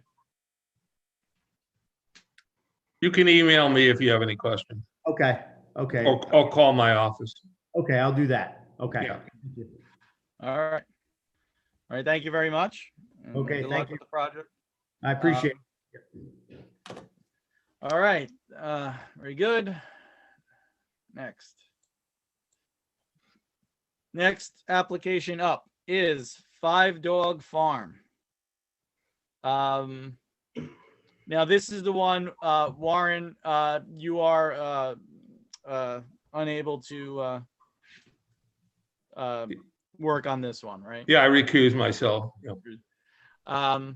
So we have a complete application as far as that. So Ray made up the resolution, and we received the approval letter from the Department of Health. So I don't know if there's anything else. We're not waiting for anything else, correct? That was the only outstanding item, was the DOH approval. All right, so we will read this resolution and then vote on it. Now let's just check our boxes off here. Now, was there any,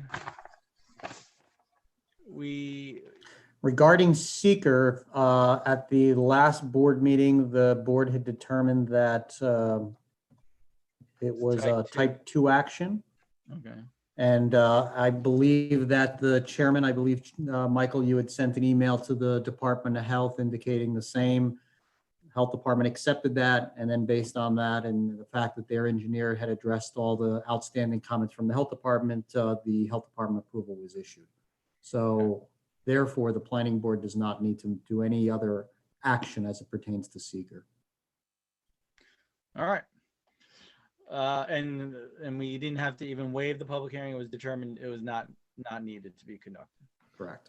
All right. So the Town of Pine Plains Planning Board resolution granting final conditional approval to 5 Dog Farm guest dwelling, also known as Bona and Bottiglieri residence. Close. Site plan. Whereas Edward Bona, hereafter known as Bona, has made application for a site plan property located at 389 Skunks, Missouri Road, having tax map number 134-200-7071-00-743555. And whereas the application proposes to renovate and remodel the second floor of an existing detached garage for the purposes of creating a guest dwelling consisting of approximately 1,200 square feet as shown as on plans entitled Typographic Survey for Bona, dated December 10th, 2020, and prepared by Bly and Houston LS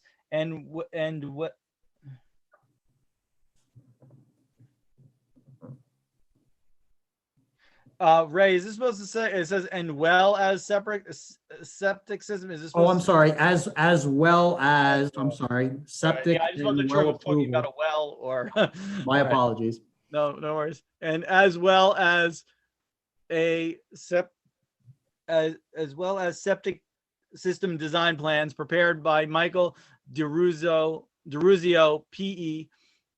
And whereas the site plan application proposes that the guest dwelling will be utilized for the visiting overnight family members and friends as represented by the applicant on the application form. And whereas this matter came on to be heard by the planning board on March 10th, 2021 planning board meeting. And whereas the planning board reviewed the site plan application in accordance with the requirements of section 275 of the town code and determined that a public hearing need not be conducted. And whereas the planning board has determined that this is a type 2 action under seeker, not requiring environmental review. And whereas the applicant has submitted a proposed site plan in final form to the planning board on or before April 14th, 2021, and which has been reviewed by the planning board and the planning board's engineer and have determined that the proposed site plan is acceptable and ready to be approved by the planning board in final form. And whereas the planning board has received a copy of correspondence from the Dutchess County Department of Health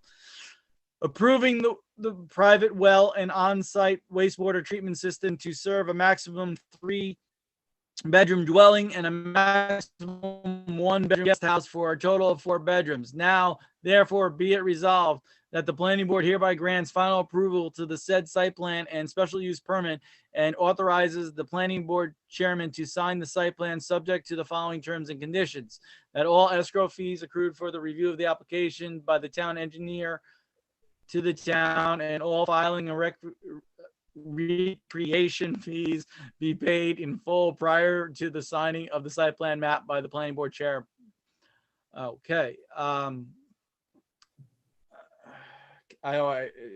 didn't do that last time. Can I have a motion to accept this resolution? I move to Also accept. move. And second by Dick. Dick. And can I now have a roll call vote? Dick Hermans. Yes. Ken is not here. Kate, Yes. Steve, Yes. Peter, Yes. Vicky, Yes. and I also vote yes. Let it be shown that the resolution passed unanimously. That is 6 members. Okay. Thank So, you. Bye. Thank you very much. Okay. Thank you all. Yep. Good evening. Take care. Thank you. All right. So next we are now, okay. So, town center. We discussed this at last month's meeting, and there was some correspondence gone back and forth during the month, and I guess we just need to see where we're at and make sure everyone's on the same page of what's being required of them and what needs to be done. So if the applicant maybe wants to speak first, I don't know who's going to talk from the applicant side. Is it Michael or Lewis or whoever? Hey guys, this is Lou Reynolds from the applicant.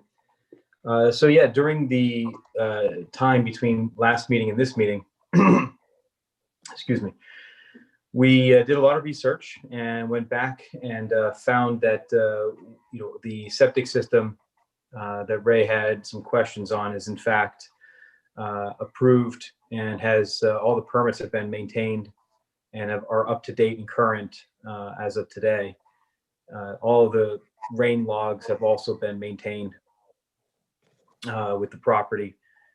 And we had our contractor, Ken Casamento, reach out to Ray to get to update him on where they stood with everything. And from my understanding, that Ray received everything from Ken, indicating that the septic system is adequate for the continued construction of the property.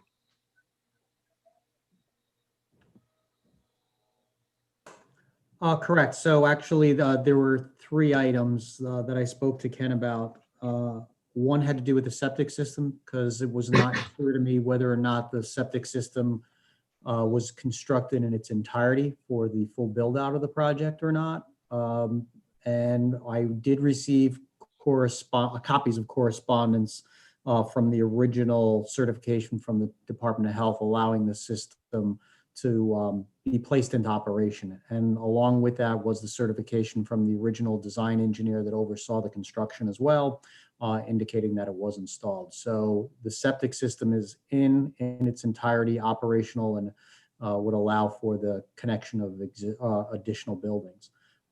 Similarly, the water system was done as well. So that is in its entirety as well. As far as we know, in speaking with the engineer working on the project for the applicant, it's our understanding that they're currently in the process of preparing an as-built of the existing site, both topographic as well as utility and any existing structures.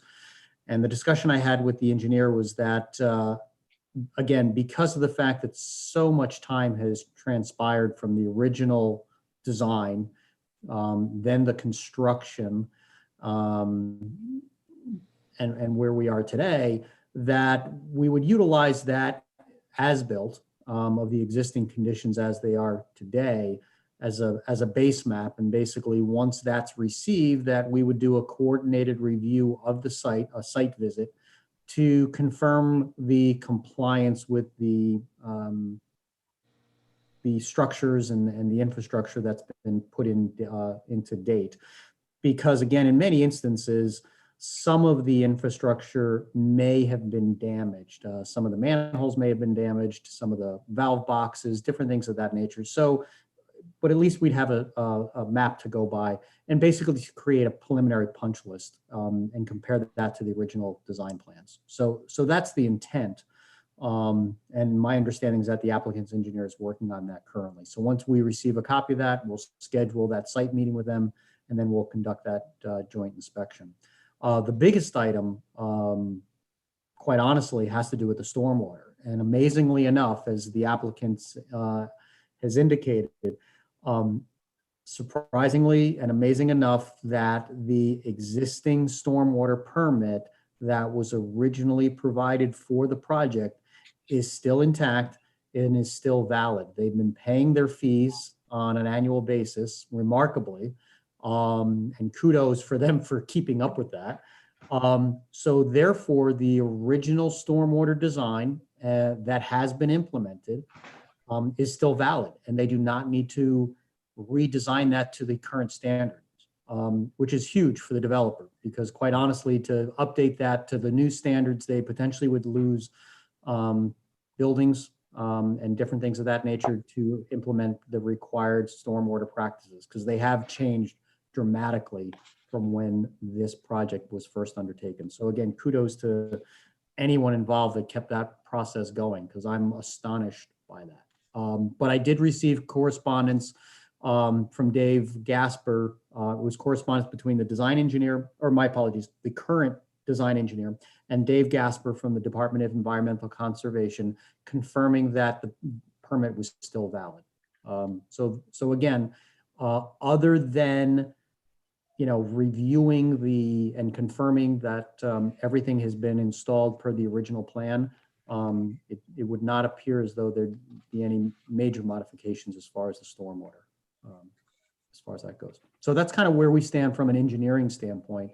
Again, we're going to be waiting for that as-built information and then conducting a site visit from there to take a look at what's been installed versus the originally approved site plan. Great. Thank you very much for confirming all that. And thank you very much again for taking the call with Ken earlier. I know that we were scrambling to find all the documentation from the last number of years. And I was also very pleased to find that the person that had built it had been maintaining it, all the stormwater logs and everything else. So that was really a pleasant surprise. So yeah, thank you very much. Ken is currently working on the as-built drawing along with an updated topographical survey. And we hope to have that done within the next few weeks for your review and scheduling the site meetings. And one of the other items that I did speak with Ken about, and again, I'm not sure whether he relayed it, it would be important as you move forward and as Ken moves forward, or actually the entire design team at your end, is to come up with a proposed construction phasing, if you would, as far as which blocks or which buildings will be built out and how that would take place. Again, making sure that as that construction is taking place, that at no time you break, any type of coverage more than 5 acres or anything like that. So again, we just want to make sure that that's done at the same time. So as Ken's developing the as-built, again, if you get together with your architect and the design team, as well as your contractor, as far as how that's going to be implemented, planning board will most likely like to see that as well, because I believe that was one of the items that was covered in the original resolution of approval by the planning board, was a schedule. And again, understanding that the ownership has changed, that schedule and that phasing may change. So providing a new phasing plan would be beneficial and required. Correct. And we've discussed the phasing plan as well. We believe that we'll be able to comply with the disturbance and everything else that is required of us.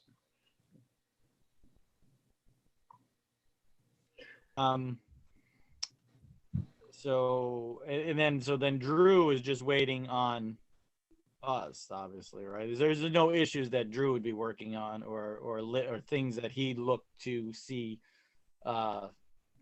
before going forward. No, Michael, not without planning board approval. Right, but there's no, right, okay. So there's nothing that we have to punch off on your list. No. Get our approval. All right. Warren, so what items? Well, we have a lot of items from a legal standpoint. These, if you remember, this was originally approved as a age-restricted condominium and required a offering plan filed with the Attorney General's office. And since the original approval for the project back in 2004, I believe, the applicant has come in, the property owner has come in on a number of occasions and changed the plan for this property, mostly with regard to eliminating the condominium aspect and converting it into a rental unit.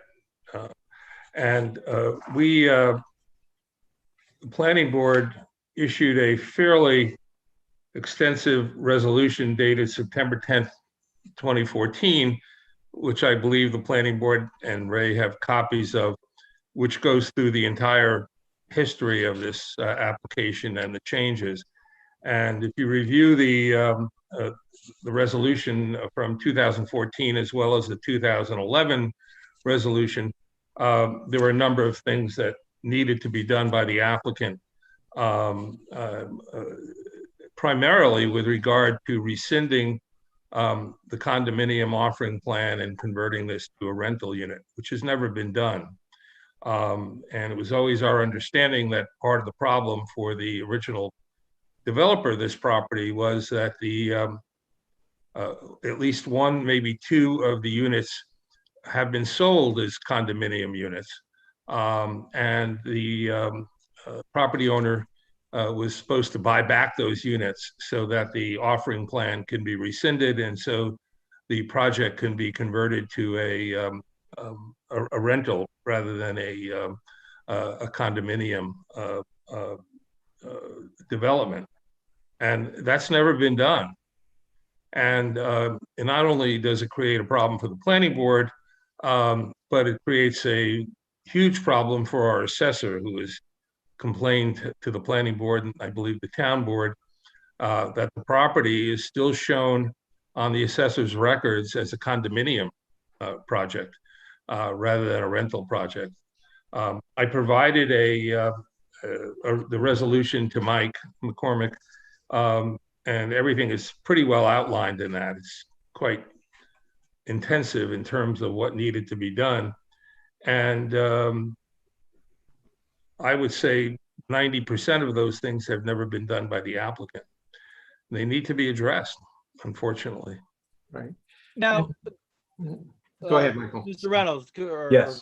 correct me, you're going back to the condominium model, correct? The intention of our plan is to go back to a condominium plan, retain the condominium plan, which has, yeah, so retaining that. And you are correct. One of those units remains owned by a third party.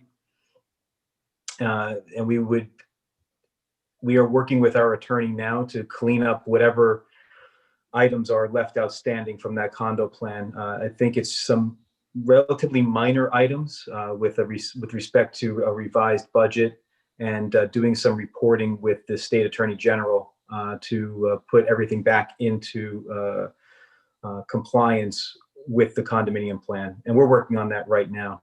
And then we've also just retained legal counsel to represent us on cleaning up any issues that might be outstanding with any resolutions relating to planning board approvals. But our intention with this project is, in fact, to go back to the condominium sales plan.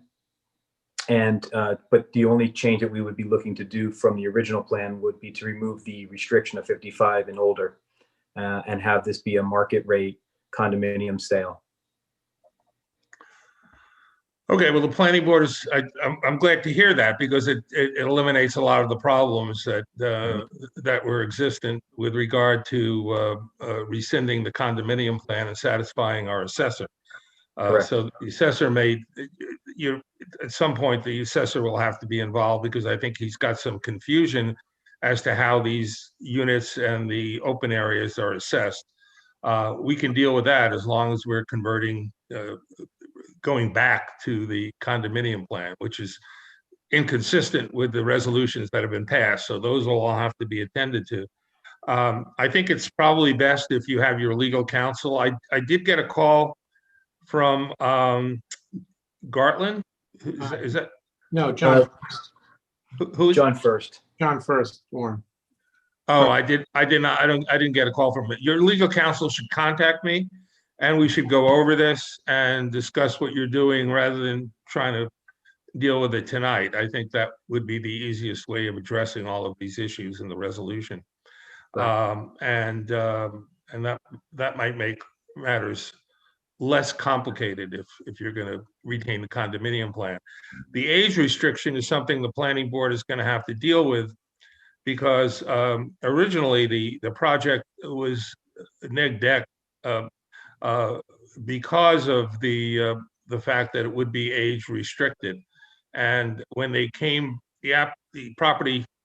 developer came back to the planning board with several different iterations of the plan for the project, the planning board insisted on retaining some age restriction to make sure that the neg deck purposes were completed in this application. So we may have to revisit that. Circumstances have changed since 2003, and it may be that it's not necessary to have those restrictions and you could make it a market rate. But that's something the planning board is going to have to approve as part of a revised resolution approving the project. Warren, I had a question regarding that. Now, Yeah. I thought, so they came back and asked, it was only partially removed, the 55 and over? Because I thought it changed. There were different iterations of the 55 and over the years, which are set forth in the history of the approvals that are contained in the resolution dated September 10th, 2014. So if you read that, you'll see that every time the developer came in, there was some different change that they wanted to the age restrictions to make the property more marketable. I can't tell you off the top of my head how that scenario played out over the years, but it's spelled out in the resolution and the 2011 resolution too.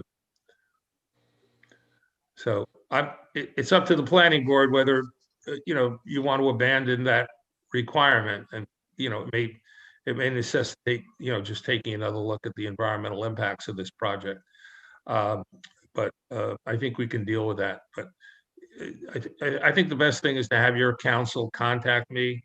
I'll go through the resolution with counsel and we'll try to see how we can resolve this now that I know what you're intending on doing. And I'll inform the assessor that it's going to retain its integrity as a condominium plan.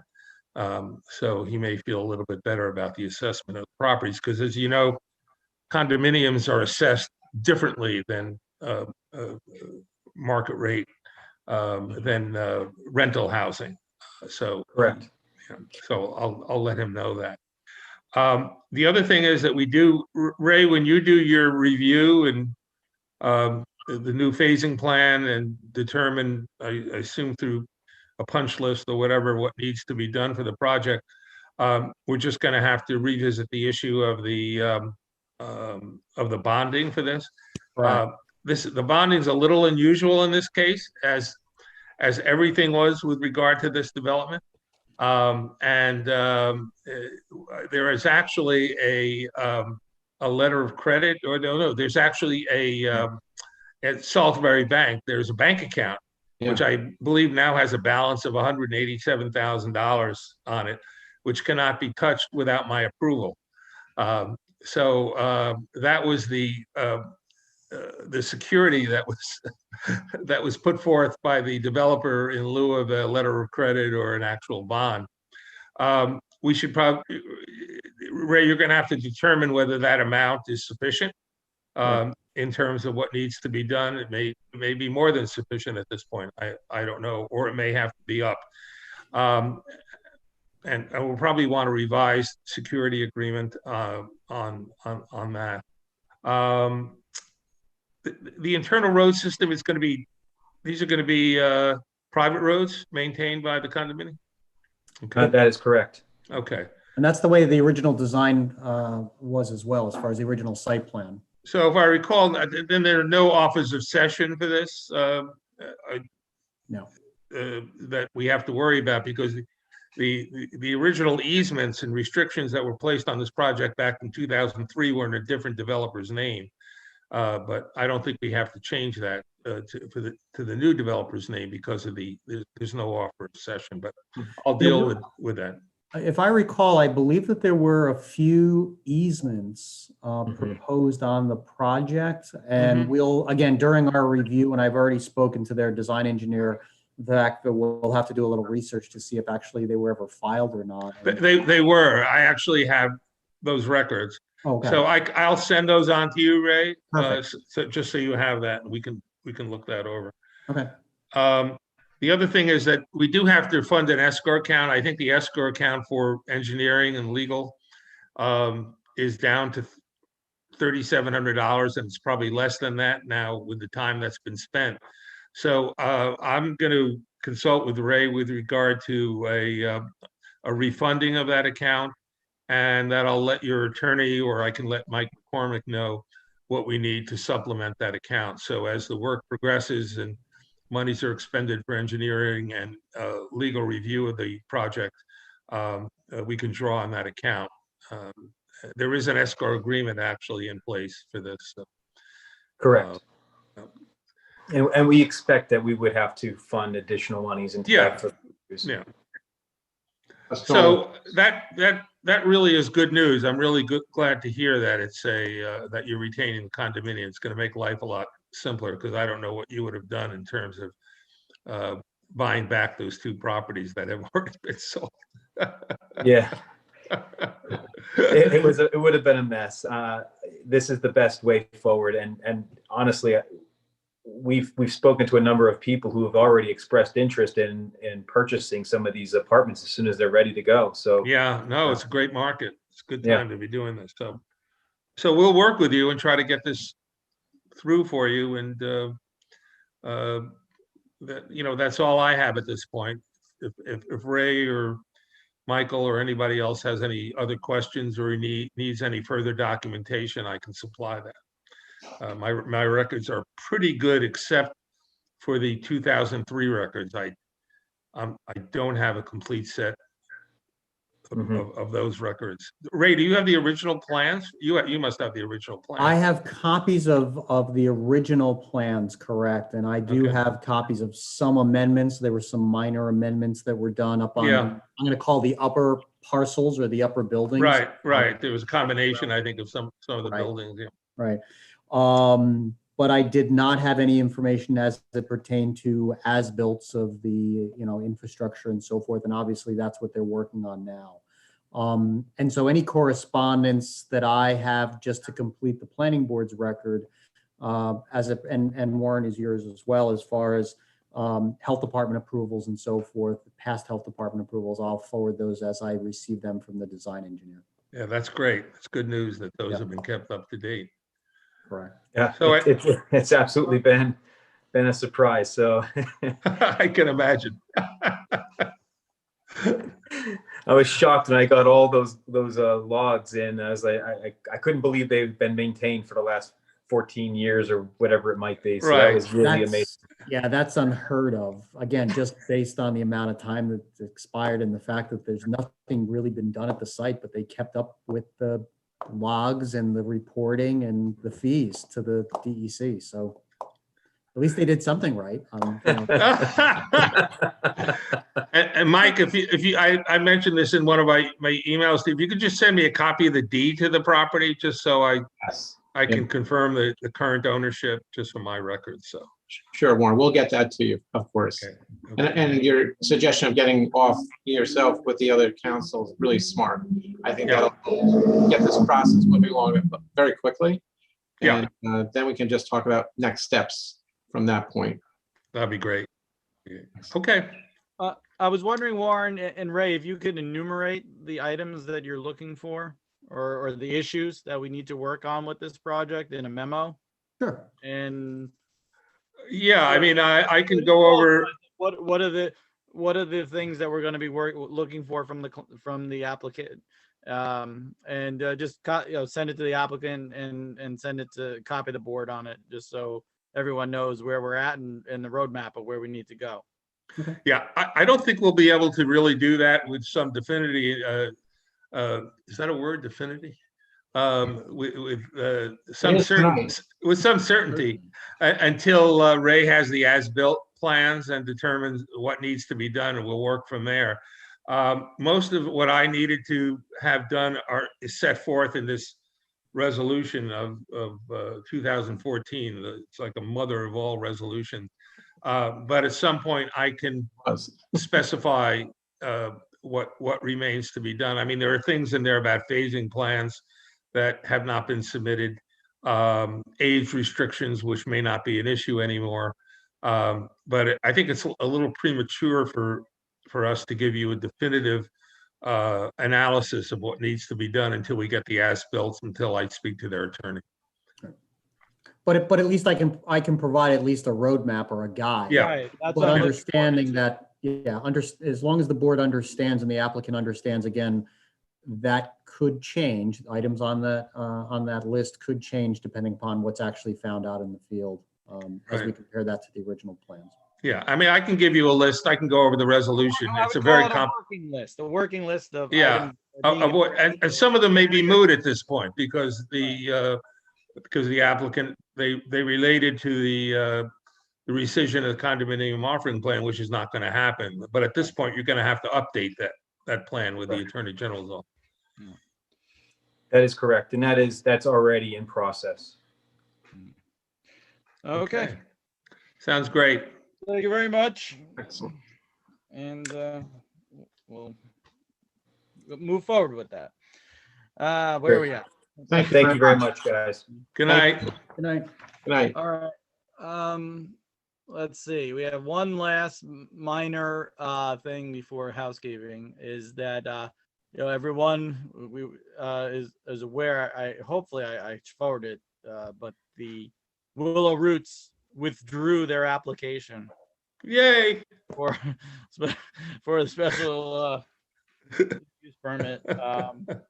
So that is not before us. Now we have nothing regarding them before us at the moment. Yeah, don't misunderstand what I said. I think it's great that they have found another home for their food bank, and I think it's in everybody's best interest that the application be withdrawn at this point, in consideration of the fact they have another place to conduct their food bank services to the town. Yeah, so definitely. I think your relief was in that we don't have to worry about sticky legal issues. That was my relief. Marginal calls to make marginal calls. Right. All right. So that's all the. I don't know if we have anything else as far as business. Drew, there's nothing else on the horizon, or. No, at this point, nothing on the horizon. What more do you need? Right, exactly. I need time. I need a time machine. Okay, so I guess Ray, Warren, and Drew may take their leave. All right. Thank you very much. Have a good night, everyone. I'll see you. Keep well. Working late. Thank Take you, care. everyone. Have a good night.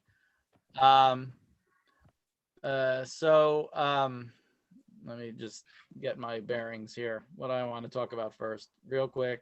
Well, let's do the minutes. We have 3 minutes to approve. Did we get Tricia? Did the March minutes go out? I'm not sure if I saw those. I saw the other 2. Did Yeah, anyone get that one? Did everyone get to look at those March minutes? Mm-hmm. I will rely on your skills. If I have a motion to accept the March minutes. So moved. Second. All in favor? Aye. Aye. Aye. All opposed? Let it be shown the March minutes were accepted. Now we have the special meeting minutes. Can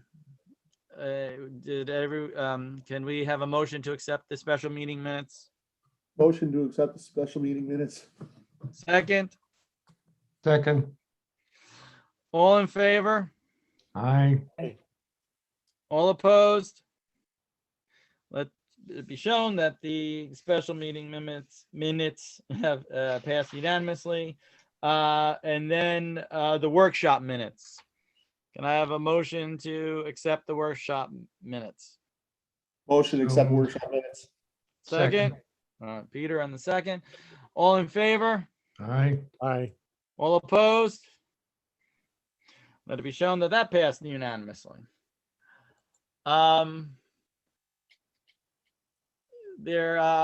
People are working on their sexual harassment training. I've been forwarding the links. I know some of you have done it already. Just keep an eye out to do that. Keep an eye out for regular training. I know I'm doing an affordable housing thing next month with Lula.